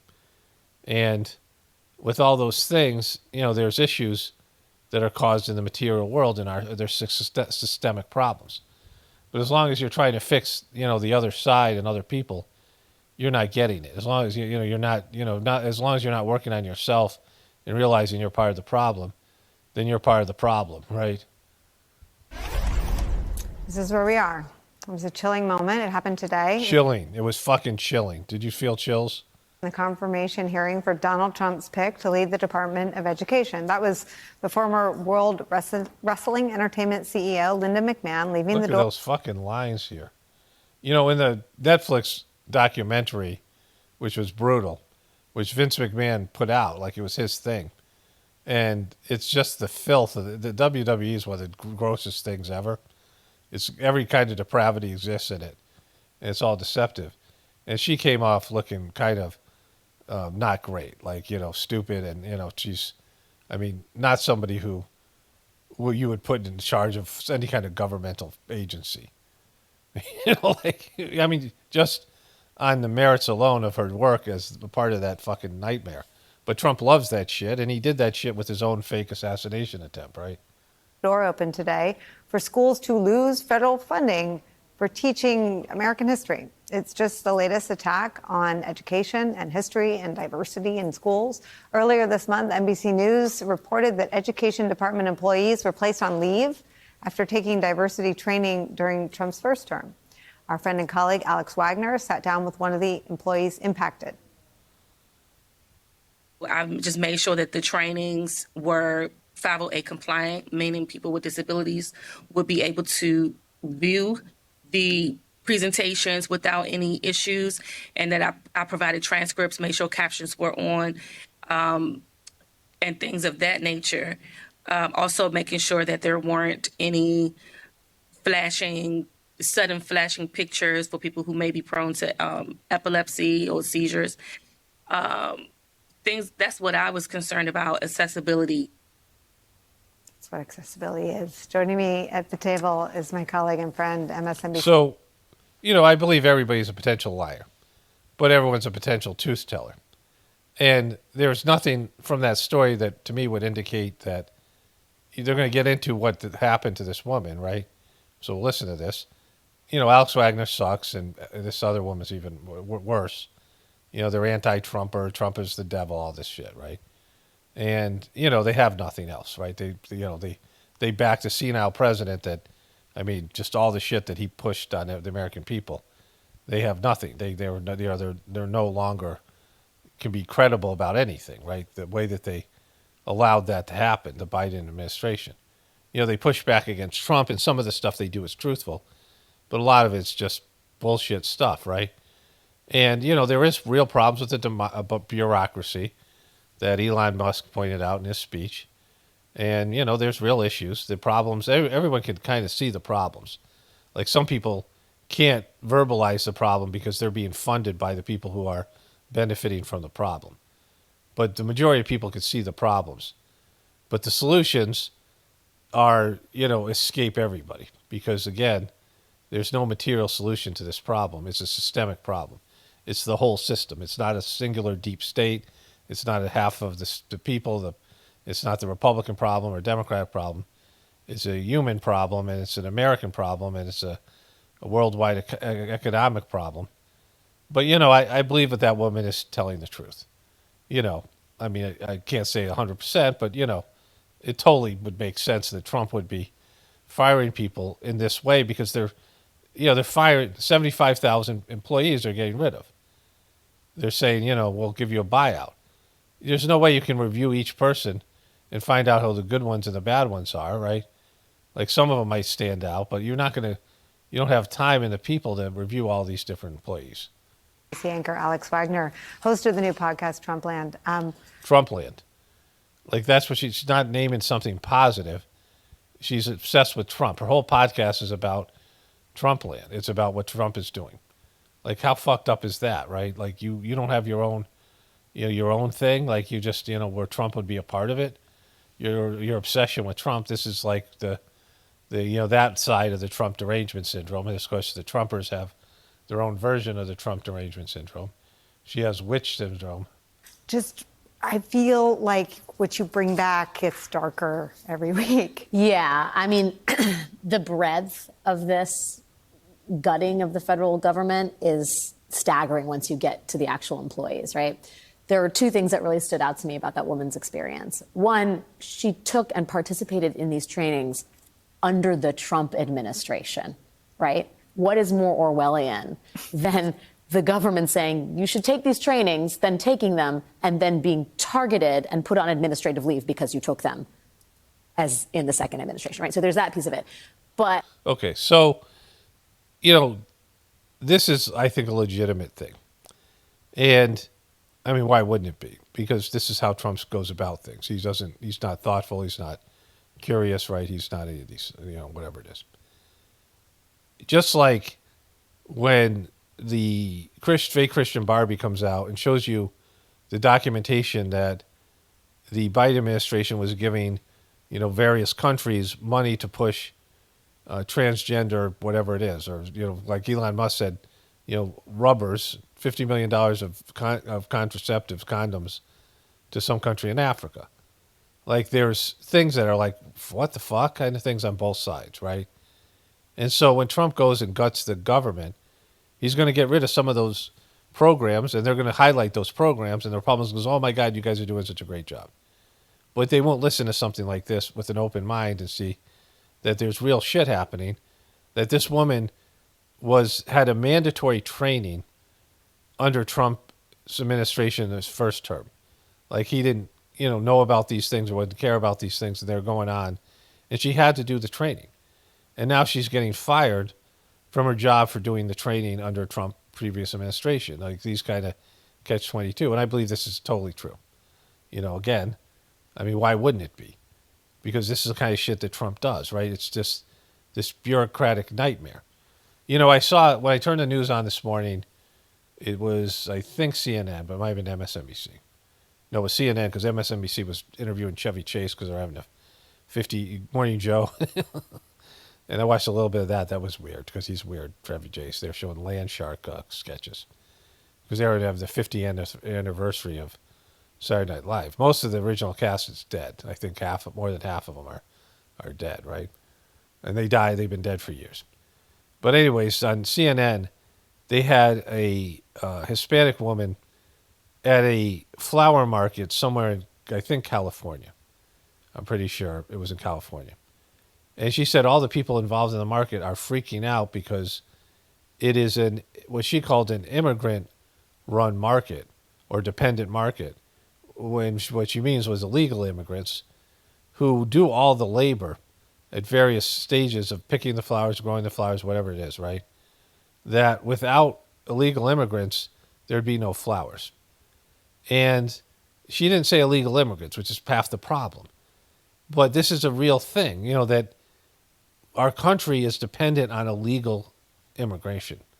Now, I don't, hold anything against people who want to come to America who are in desperate situations somewhere else. Like, that's, my parents were immigrants. Everyone here immigrated here, even Native Americans immigrated here at some point.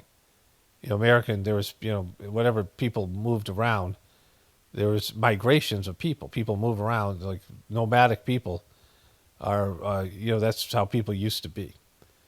And so people have this nomadic spirit, and sometimes you have a connection to like a past life connection to some place, and you need to go there. Either visit there or you need to go live there for some period of time. I had that with India, and I've had that in various places in the United States. It's like part of your path.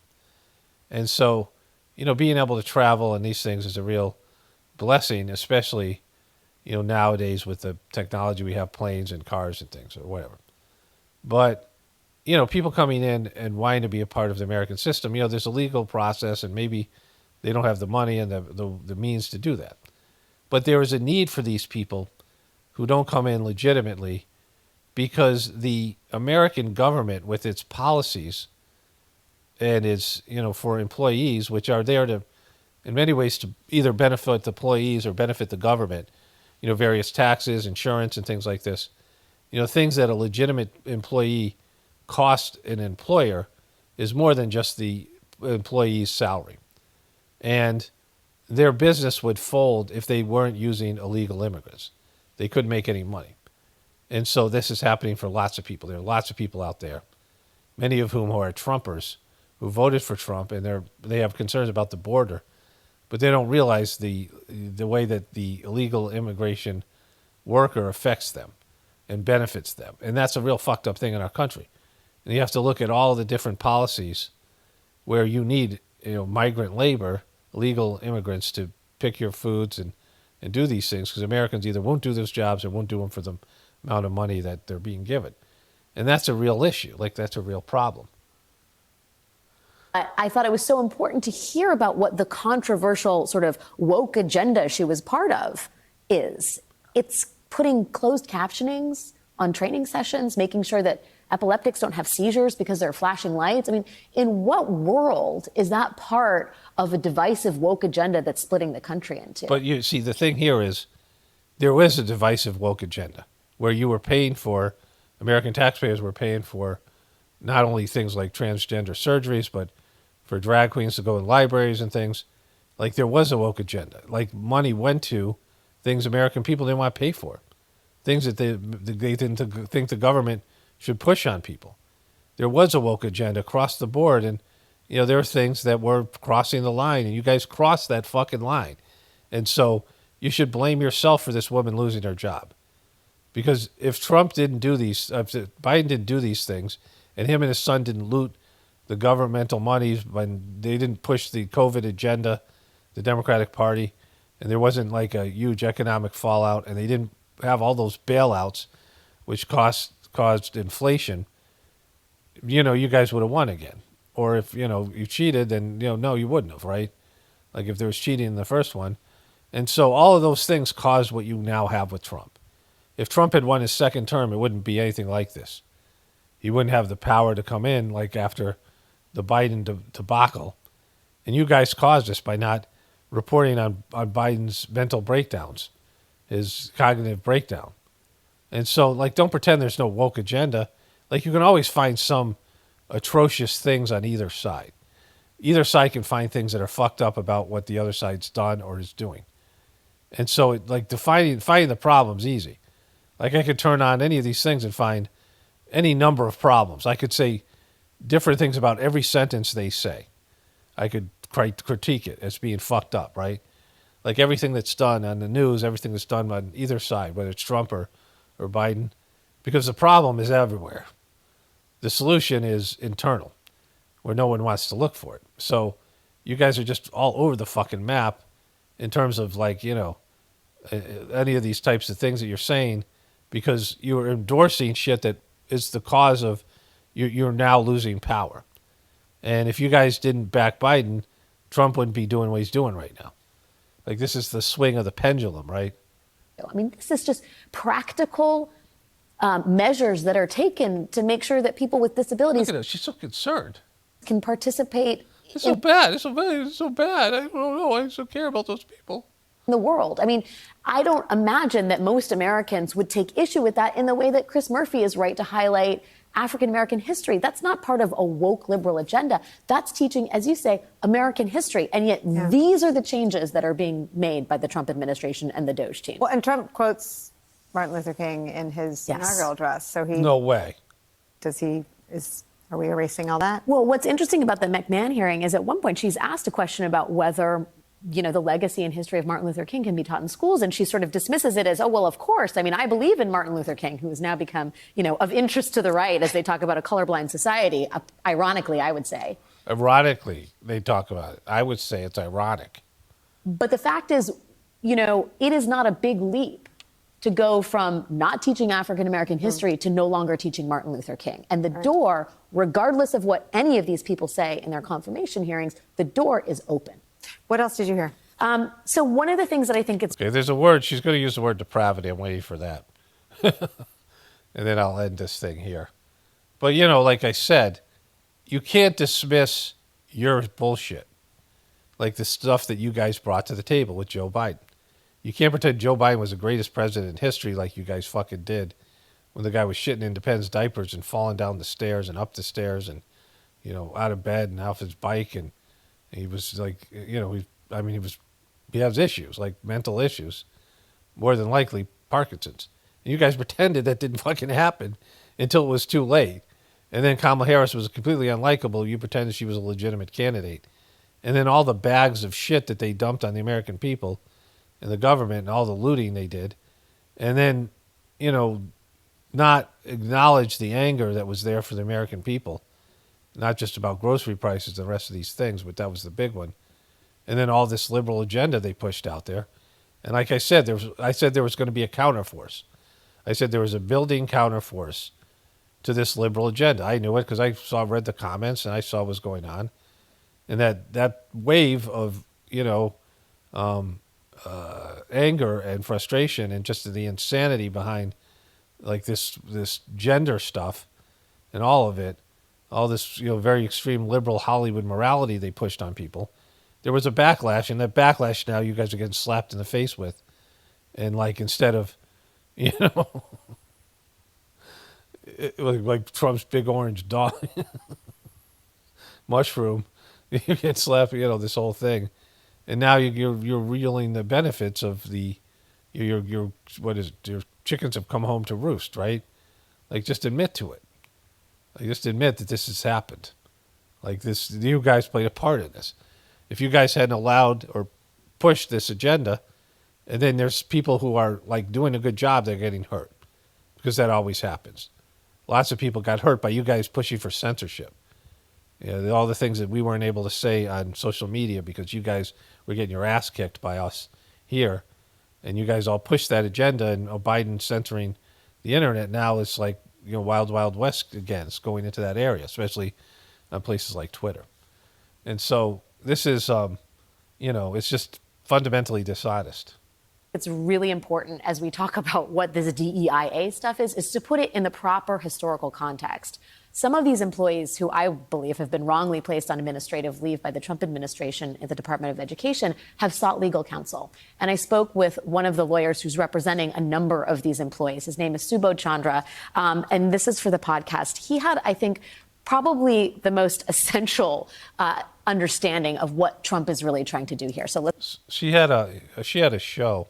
Let's take a listen to what he had to say. It's almost a perversion of language where they are trying to demonize something that at the end of the day is just anti-discrimination activity. That's what it is. It's people who are participating on a committee to ensure that the department doesn't discriminate in hiring, promotions, assignments, how people are treated. And there's just nothing inherently wrong with that unless you're a white supremacist, or a Nazi. So it's bizarre, and my contention is that it violates Title VII of the Civil Rights Act of 1964, which bars discrimination in employment and bars retaliation against people for opposing discrimination in employment. This is where this is all going. Okay, so if you're going to be honest, because some of that, what that guy said is true. Some of this stuff is like a white agenda that Trump's pushing. And the Republicans and the people, are mostly white, a lot of white men. But the Democratic ticket, there was this CNN clip that I showed you guys where that guy Velshi, the bald guy, or Smear Kanish, one of those two guys, Smear Kanish maybe. There's two bald guys, one's on MSNBC, one's on CNN. And he interviewed this guy who was talking about the way men and young men were being treated and the anger that they had, which, more than anything else led to Trump's victory. And he showed a list of people that Kamala Harris was pledging to support. He said the Democratic Party supports, number one, women. And then went through a whole bunch of lists of people, and men wasn't on the list. There were 16 different groups of people that the Democratic Party is fighting for, and men wasn't one of them. And so you guys demonize men, particularly white men, in ways some of it was honest, some of it was true, and most of it was hostile and all these things. And it came back to bite you in the ass, right? And now it's swung the other way. Like I said, there was a reaction. All these young men were pissed off, and women are being favored in these programs. And I've talked about this in India where, they have these castes. And the Brahmin caste is one of the most, one of the higher level castes. They have a lot of gurus and teachers and doctors and politicians and people that are Brahmin. It's supposed to be a spiritual caste in southern India. And I was talking to a kid there. I was in India. This kid, he was a Brahmin kid, and he was friends with my kids. My kids. He was funny. He was a little bit older than my kids. He was like in his early 20s, maybe 23, and he had got some sort of a scholarship, internship thing to go overseas and train or something. And it was a program, and he said that he had to lie about his last name and not be a Brahmin because the score he would have needed on the test was like more than you could get on the test because they had skewed the these policies, this kind of stuff where they make amends for past transgressions. And so there's prejudice in our system, and the system is rigged in the favor of groups of people. But whenever they try to do something to eradicate that, they go too far in the other direction. And they start hiring people who aren't qualified, and people start getting advantages that necessarily don't deserve them, as well. So you get this, like, it goes the other way, right? In all these programs, where you take people who have been marginalized, people who don't have the same privileges, the same opportunities, and you try to level the playing field, it always goes the other direction, and there's always hate involved and blame and all these things. Like, these kids are growing up with this so-called privilege. They shouldn't be ashamed of that. Like, that's just where you're born. Your soul chose this experience, whatever it is, right? There's a reason why I got a phone call and I didn't complete my thought. Now I'm having to edit this in. But I think I was saying there's a reason why you're going through what you're going through. Your life is chosen. It's a part of a plan, right? Either you believe in a plan or you don't. That's spirituality 101. If there's a plan, then there's a plan. And then there's no accident. You're not a victim. Things aren't random. And so whatever your circumstances are, whatever you've chosen to be born in, it's from your past experience. It's what you needed for, to develop in the future and pay for whatever mistakes you've made or reward you for whatever you've done in the past on a material level, but more importantly, on a spiritual level. And so, this idea that there's somehow you can make the system just from what you see, like make the system, have justice from what you see, like what you're experiencing collectively. And you're never going to get all the details. You're never going to figure out, like you have these kids who grow up who are sexually abused by their parents, and they're taught criminal behavior. They're not given any moral training, and they're in survival mode, and they're fucked up. They're mentally fucked up. They're psychologically fucked up. And so they're going to commit criminal acts. And you could say, well, that's sad, and they shouldn't be in prison, but you really can't rehabilitate them. And so none of it seems fair. Like anything that happens to a kid, there's no past reference point when you don't understand or believe in past lives. There's no understanding of what that kid was before. There's just, you were born now, especially if you don't believe in God and you don't believe in a soul, then you're born into a circumstance, and that's just the beginning. The beginning is your conception and your birth, and your life unfolds from there. And if you're born in abusive circumstances, it's hard to imagine a kid's responsible for that, right? Like there's no reference point. What did the kid do in utero, before it was born, that deserves to be in an abusive situation, right? So it's like, it doesn't make any sense. But if there's past lives involved and future lives, and that this means something, that your life means something, right? They want to say that, like Black Lives Matter, lives matter. Well, it means that if it matters, then it has to matter in terms of something beyond this life, right? Your soul, you're part of your soul's path. And everything on your soul's path has to be there. If there's a plan, God and your soul has to sign off on it, right? And people don't think about it that way and are trying to fix everything and make things fair from a limited standpoint. Because if you don't take in past lives in consideration and what your soul wants to get out of a circumstance, you only look at like cause and effect from this life, then you try to manipulate society and things to bring fairness into it. And there's never any fairness because none of it would make sense. None of it makes sense. It's all chaotic if you don't understand there's past lives, that there's something you're getting out of this life, even if it's, not just in terms of paying for a past life or paying for mistakes you made or being rewarded for things you did well, but also what your soul is getting out of something, an experience. Like what you're going through this experience, it's like playing a video game, right? If you just watch what's going on in the video game, and you think this is a real, that's all there is, and then you realize that there's a person controlling the other side, and you see that person's life and that person's choices, and you can think about all the things that person did. But then, of course, there's the matrix of the video game, the coding, and all the rest of these things, right? So, it's beyond our comprehension, all the factors that go into things that are happening here on planet Earth. So we can't make them just, and we can't figure those things out because there's no way to figure them out, right? There's no way to calculate all those things. It's beyond our ability because much of it has happened in things that we can't see. Previous existences and things that happen on the soul level, the spiritual level, which we don't have access to, at least not clear access to where we can definitively say one thing or another. But anyways, let's move on to the next thing here. This is going to the 1964 Civil Rights Act. As part of the podcast, I interviewed Chris Rufo, who is Trump's, I think, consigliere, if not in an official capacity, in a substantive one on all this anti-woke stuff. And he takes issue with the scope and the breadth of the 1964 Civil Rights Act as it is practiced now. He thinks it has been used as a tool for liberal overreach. It has been used to justify racial preferences, which is what he calls, anti-discrimination efforts in another name. But you guys left off men, the Democratic Party left men off of who they serve. Like they couldn't put men even at last, like 17. They had women at number 1, and then 15 other groups, and none of them were men, and specifically not white men.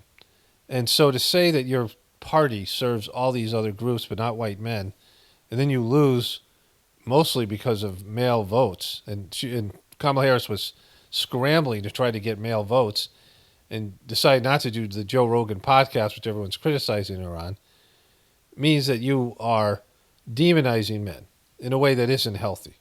Not that men are great, and not that white men aren't to blame for things, but it is an overreach. Like it's, they just don't get it, right? Like everything that's happening to you is because of something you did in the past. So everything that happened to Trump and Trumpers when Biden got elected was because of the bullshit that Trump pulled and the Trumpers and all that shit that they were doing, the way that they were celebrating, and the shit that's going to happen with the liberal reaction, the swing back the other way, is going to be because of what Trump's doing now. And so, like, you're not aware of what you guys did and how you guys failed as journalists, right? Come on, Alex. I think that's where we're headed on this, right? What kind of society we want, whether the sort of civil rights progress of the last half century is a direction we continue moving towards, or whether we literally try to roll back the clock on this. And I believe that the right-wing, generals who are in charge of this movement absolutely intend on taking the civil rights law of 1964 back to the Supreme Court and seeing how the chips fall. It's unbelievable. Okay, so I don't get to the two parts I wanted to get to. They didn't show the whole clip. But she went on to say this is depraved, and Marshall Wallace said that not everybody who voted for Trump voted for this. And the same thing you could say about Biden. Like, there's people who are maybe concerned. Right now, Trump's popularity is there. If groceries continue to rise or don't fall, or if inflation goes up, which it's already up. It's just that they're artificially keeping it down. And if people have to pay more money for their food or any number of things like that, then his popularity is going to fail. And eventually that's going to happen. They're going to screw Trump over at some point, or World War III is going to break out, or whatever it might be. J.D. Vance is out there criticizing Europe.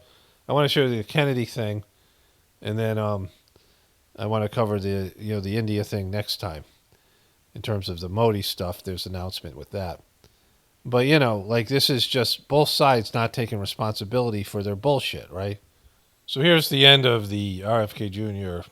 swearing in. There's his wife there. So help me God. So help me God. Congratulations, Mr. Secretary.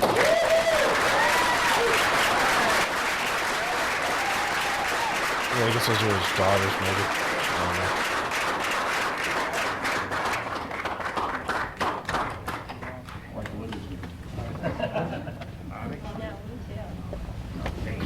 It's going to give a speech here in the Oval Office. I want to begin by thanking President Trump for giving me this extraordinary opportunity, and I want to introduce my family and thank them for being here. My wife Cheryl, my cousin Anthony. Okay, we don't need all that shit. All right, so let's find out what he has to say here. Environment. He was involved deeply. Go back a little bit. Too. I came here and I had a meeting with my uncle, who was president then, where we talked about the environment. He was involved deeply, as we all know, in restoring physical fitness in this country. He challenged at one point during his administration, he challenged Americans to do a 50-mile walk, which I ultimately did, but I remember the day that my father completed his walk. We were staying up at Camp David, and my father came in after 18 hours walking on the CNO towpath with his feet bleeding and blisters on them. My father had one of his best friends was Al Lowenstein. And Al Lowenstein ultimately was a congressman from New York who was assassinated himself in 1980. But Al Lowenstein had started... Weren't they all? The Johnson movement to get rid of President Johnson and end the Vietnam War. And at the time that he started it, people just thought it was a fool's errand. And ultimately, he asked my father to run for president against Johnson. My father wouldn't do it at that time, and he asked Gene McCarthy. McCarthy did it, and he joined that campaign. And my father ultimately ran, and Johnson then dropped out. So Al Lowenstein succeeded. And although Al Lowenstein was on the other side now, running against my father with Gene McCarthy, my father wrote him a note, a quote from Emerson, where he said, if a single man plant himself firmly on his own ideal and there abide, the whole wide world will come around to him. For 20 years, I've gotten up every morning on my knees and prayed that God would put me in a position where I can end the childhood chronic disease epidemic in this country. On August 23rd of last year, God sent me President Trump. All right. And he gave me... Woo! Okay. Couple problems with this. Now, first of all, I hope he ends the childhood obesity epidemic, and I hope he's sincere about this. I believe he is, at least to some level. You know, and there is major money behind the child obesity epidemic and poor health of America. We all know, we've talked about this extensively. You guys probably already know about it. If you've listened to these various people, the Casey and Kelly Means, you know, they are able to express the problem. Lots of people are able to express the problem. There's alternative healthcare people, and it's systemic. You know, the systemic issues with food and so many different things. Now, of course, the internet and lack of physical fitness as well. You know, all these things, right? And so we know this is a problem. We know that, you know, most of us know that this is a real problem. Read the ingredients stuff that I talk about, how you should read the ingredients of everything, environmental factors, and all of it. And there's all this money behind it, food industry money, the pharmaceutical money, there's big lobbying groups, you know, who Trump has taken money from before and who have power all over Washington, D.C. and then through the rest of the country. Media power is all these things. And so we'll see what happens. I hope he's sincere, and I think he probably is, maybe, whatever, it doesn't matter. Either he is or he isn't. And he may or may not be given the power to do this. I mean, the fact that Trump had him get a Big Mac on the Air Force One, you know, there was all that. But, you know, him saying he's been praying that he can do this, you know, I haven't heard that before. In his multiple interviews, he had, you know, this was part of his issues, but he had other things that he was talking about. Like, he says things like this quite a bit, and it sounds profound, and it usually he marinates his story in things to do with his dad or his uncle or his family or his, you know, any number of people. Teddy Kennedy or something like this. You know, his family, the Kennedy family, are famous people. He marinates these, stories in, his intentions to do something in his childhood and, these things. Like he was saying, his uncle, he was in this office and his uncle was pushing for physical fitness, and which is a true thing. And Kennedy is a person who's into physical fitness himself, and he's an outdoorsman, which is something that, I'm an outdoors person myself, right? These things. And so I hope is sincere. I hope he gets this done. But you always have to take things with a grain of salt.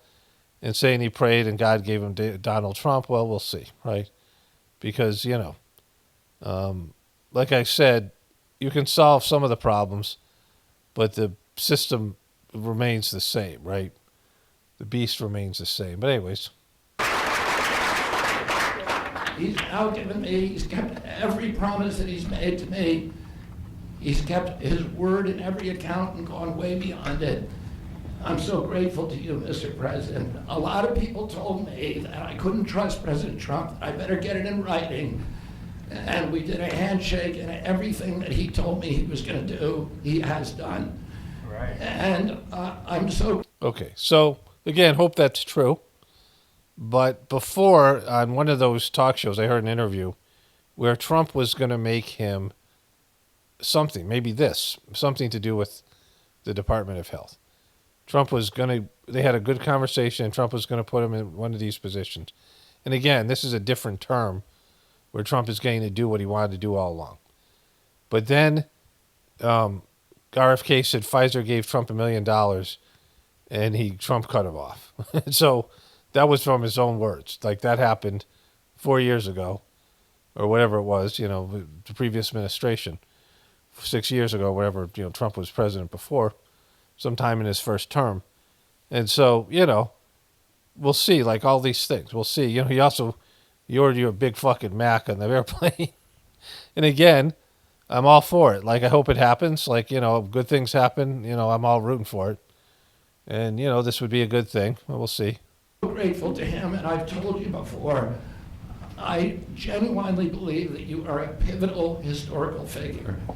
And you are going to transform this country at a time when we see all of the indicia of democracy now in tatters in our country. We see the rise of the military-industrial complex, the rise of totalitarianism, these attacks on our Constitution, and this breathtaking epidemic that is disabling our people. President Trump has promised to restore the American dream in this country. A healthy... Woo! Woo, the dream! Woo! A person has 1,000 dreams.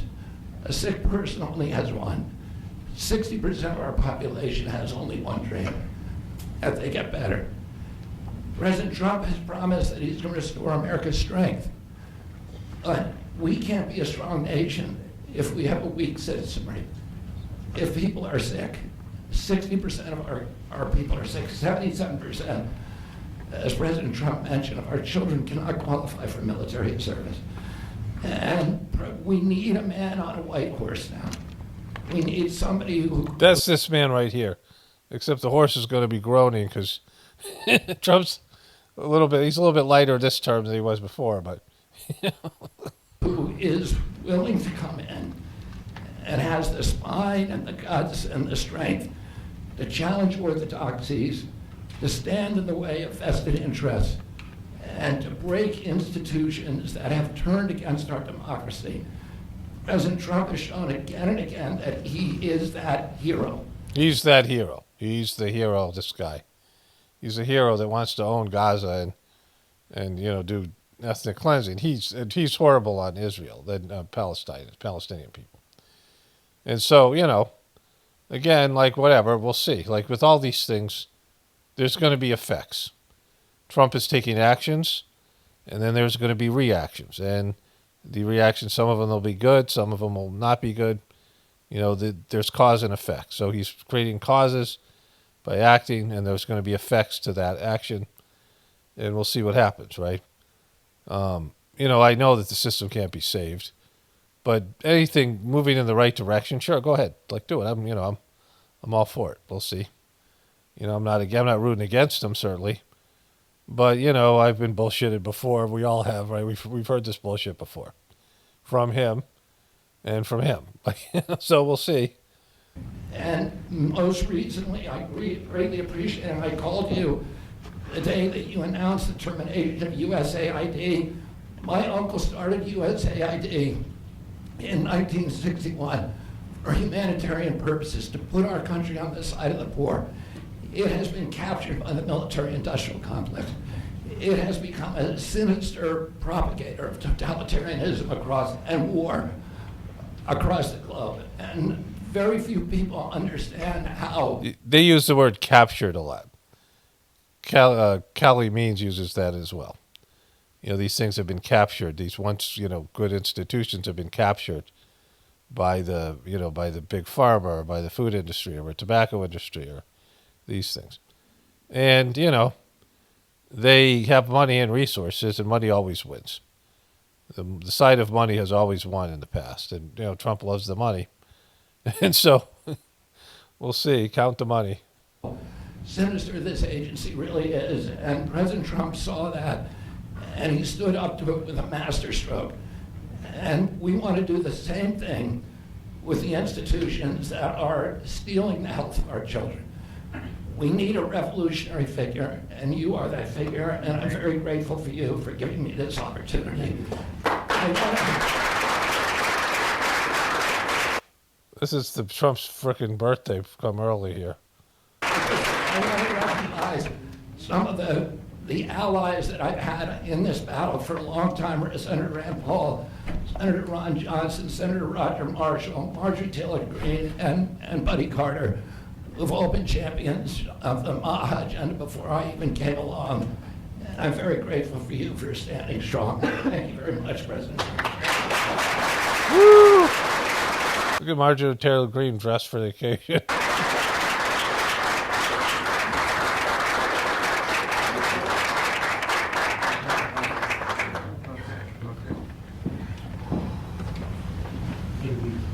Mr. Secretary, I'd like to ask, what plans do you have immediately at HHS now that you're sworn in, sir? He's going to be running it. He's going to do a great job. What would you like to That's see my him do plan. first?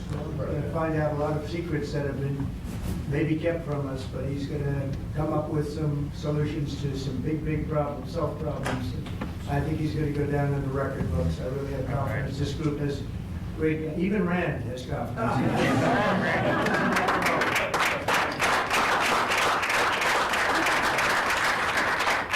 Even fucking Rand. If I could ask you, Mr. Secretary, do you plan to fire anyone immediately, or what are your plans on day one, which I guess is today? Our plans are radical transparency and returning gold standard science, the NIH, the FDA, and CDC, to ending the corruption, ending the corporate capture of those agencies, getting rid of the people on those panels that have conflicts of interest.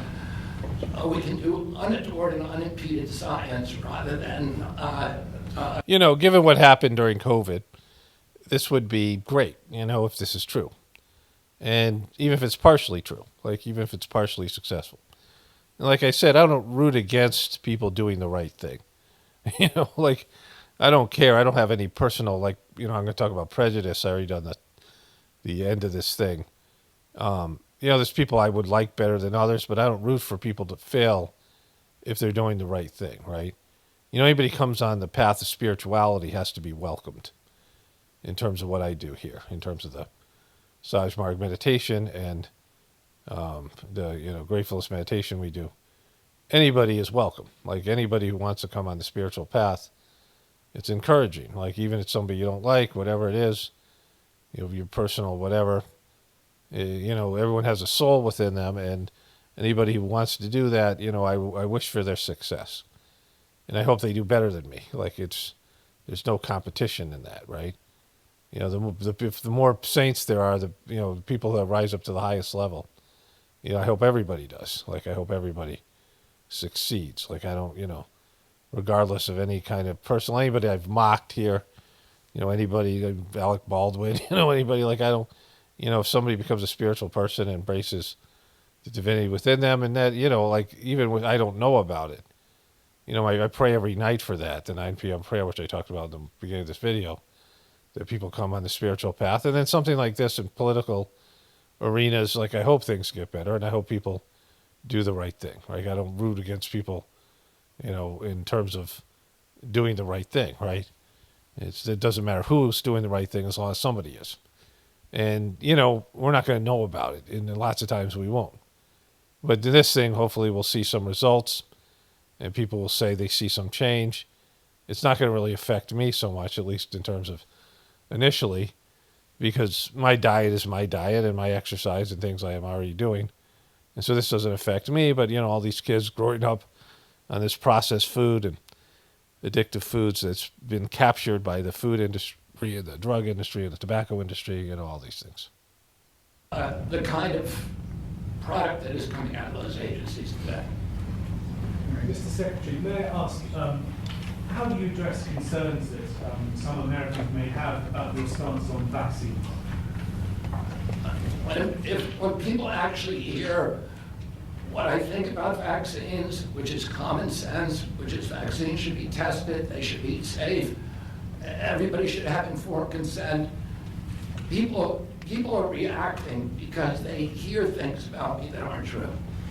They hear characterizations of things that I've said that are simply not true. And they hear what I have to say actually about vaccines. Everybody supports it. All right. Mr. Kennedy, Kara Kashinova from Lindell TV. What's your message to Democrats in the Senate that fought so hard to keep you from taking this position? And congratulations, by the way. President Trump has promised me the president for all Americans, and he has said to me that he understands that there's no such thing as Republican children or Democratic children. All of our children need to be protected, and whether you're in a blue state or red state, I'm going to do everything I can to work with you, whether you're Democrat or Republican, to restore child's health in this country. Boom. Look at Marjorie Taylor Greene gets it. She agrees. All right. We'll see. Like I said, all these things sounds good. I'm supportive of all the things that he said in terms of the, how could you not be? I mean, whether he goes far enough and far enough for me or far enough for you. And, these things we all kind of agree with. It's a big thing, big issue. And we'll see, right? There's a movement. They've been given power. The the Make America Healthy Again movement, the MAHA movement, and, Mahabharata, right? I forget what Maha means. It's it means something. One of them, Bharata means India, so Maha might mean war. I don't know. But we'll see. We'll see what happens, and if they get it done, they get it done. If they don't, they don't. Things will will shake out one way or another. Okay, so I haven't done the Kennedy speech yet, but I wanted to speak to the rest of this video. And, the essential aspect of this video, I'll also put this in the Journey series because it's about, it's a spiritual principle. But the essential aspect of this video is that there's never any progress because nobody's trying to change themselves or take accountability for their own bullshit, right? I mean, the two-party system and then everybody individually, you consider other people the problem and you're trying to change them, which is impossible. You can't change other people. It doesn't happen. And so the only person you can change is yourself. And so nobody ever remembers that. It's a very simple principle that, you're putting all this effort into changing other people. You can force people to do stuff. You can influence people. When you're a parent, you have to figure out whether it's the appropriate thing to make your kid apologize if they're not sorry and if it's not sincere. Making kids say things that they don't believe in, which happens to all of us as kids, either through our parents or through school or whatever. And is that what you want to do, right? When kids know they have to say certain things, but they don't really believe them, they're just saying them because they know they have to. And they do certain things and, they're not doing it by choice, and some of that has to be done, like their chores and other things. I mean, the kids have to learn those things, but at some point there has to be some sense of them choosing to do the right thing. That's why when kids leave the house when they go to college or they move out of their parents' house, they do a bunch of shit they knew their parents wouldn't let them do, And they're doing those things in secret oftentimes, so there's all that, right? And so you can force people through fear, intimidation, rules to do certain things, but you can't make them change what they are inside. And often the things that you force them to do externally changes their internal world the opposite. It has the opposite effect. And so they internally, they reject you and your beliefs, and they embrace the thing you don't want them to embrace. So there's, when force is used, that's always what it is, right? And so change always has to be something that you do from the inside. The outside world can affect you and get you to change internally, but you still have to make that choice, right? We never know how external stimulation is going to affect a person. The person themselves doesn't know. Something happens in the outside world and it affects their inner world, and then they go through some kind of a process, and you never know what's going to happen, from that process, like where that's going to end up, right? Where the person's going to end up internally. But with, the willingness to change and looking for things that you can change to make yourself a better person internally and then affect the world better is like the only solution. That's always been the only solution. There's nothing else, right? There's no other things that make the world a better place. The people who are considered the most influential in a positive way, people are considered, saints and leaders and good people that have made other people's lives better and uplifted humanity and, made breakthroughs and things like this. It's what they were on the inside that made those things possible, that affected the world and the earth and other people in a positive direction and moved in a positive direction. Just like people are horrible people that wreck other people's lives and do horrible things and, bring people down and, are real bummers. It's what they are on the inside that brings, that affects people in that way. And so there's so little attention paid to people's internal worlds. And, the most they pay attention to it, the powers that be, is they're trying to control that. They're trying to indoctrinate kids. They're trying to control what's inside of people through various means, external means of manipulation and force. And it has some effect, but it doesn't have the desired effect because it's only there because you've put it in there. And for the most part, people's internal worlds reject that kind of shit over the long term. So in all that, the other point I want to talk about is prejudice. And so the one thing that Second Master Sajmark System said is that prejudice is, and I don't have the exact quote, but it's the biggest poison to spiritual growth, to spirituality, to your internal connection to God. Because, when you're doing God's work and you're being a godly person, everything in creation has a soul and everything's your etheric brother and sister. When I say greetings, brothers and sisters, it's from this principle that on a soul level, we're all connected. We're all children of God, right? And, not in some, cult way or some, religious way, but the acknowledgement that on a soul level, we're all connected. And it's a view that all of us have to remember because it's easy to fall away from that thing, that everybody has a soul. In the prejudicial world that we live in and the binary, conflict that we have, that is, the core of our system of power and control, of divide and conquer. And people's prejudice towards, like I said, you don't have a problem with a behavior if it's somebody that you think is good doing that behavior.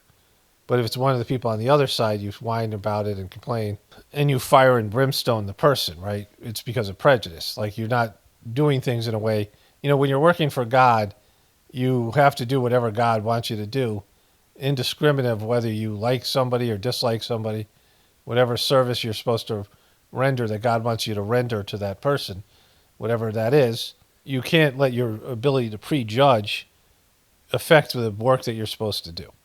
And so if everybody's your brother and sister, then there's no real preferences.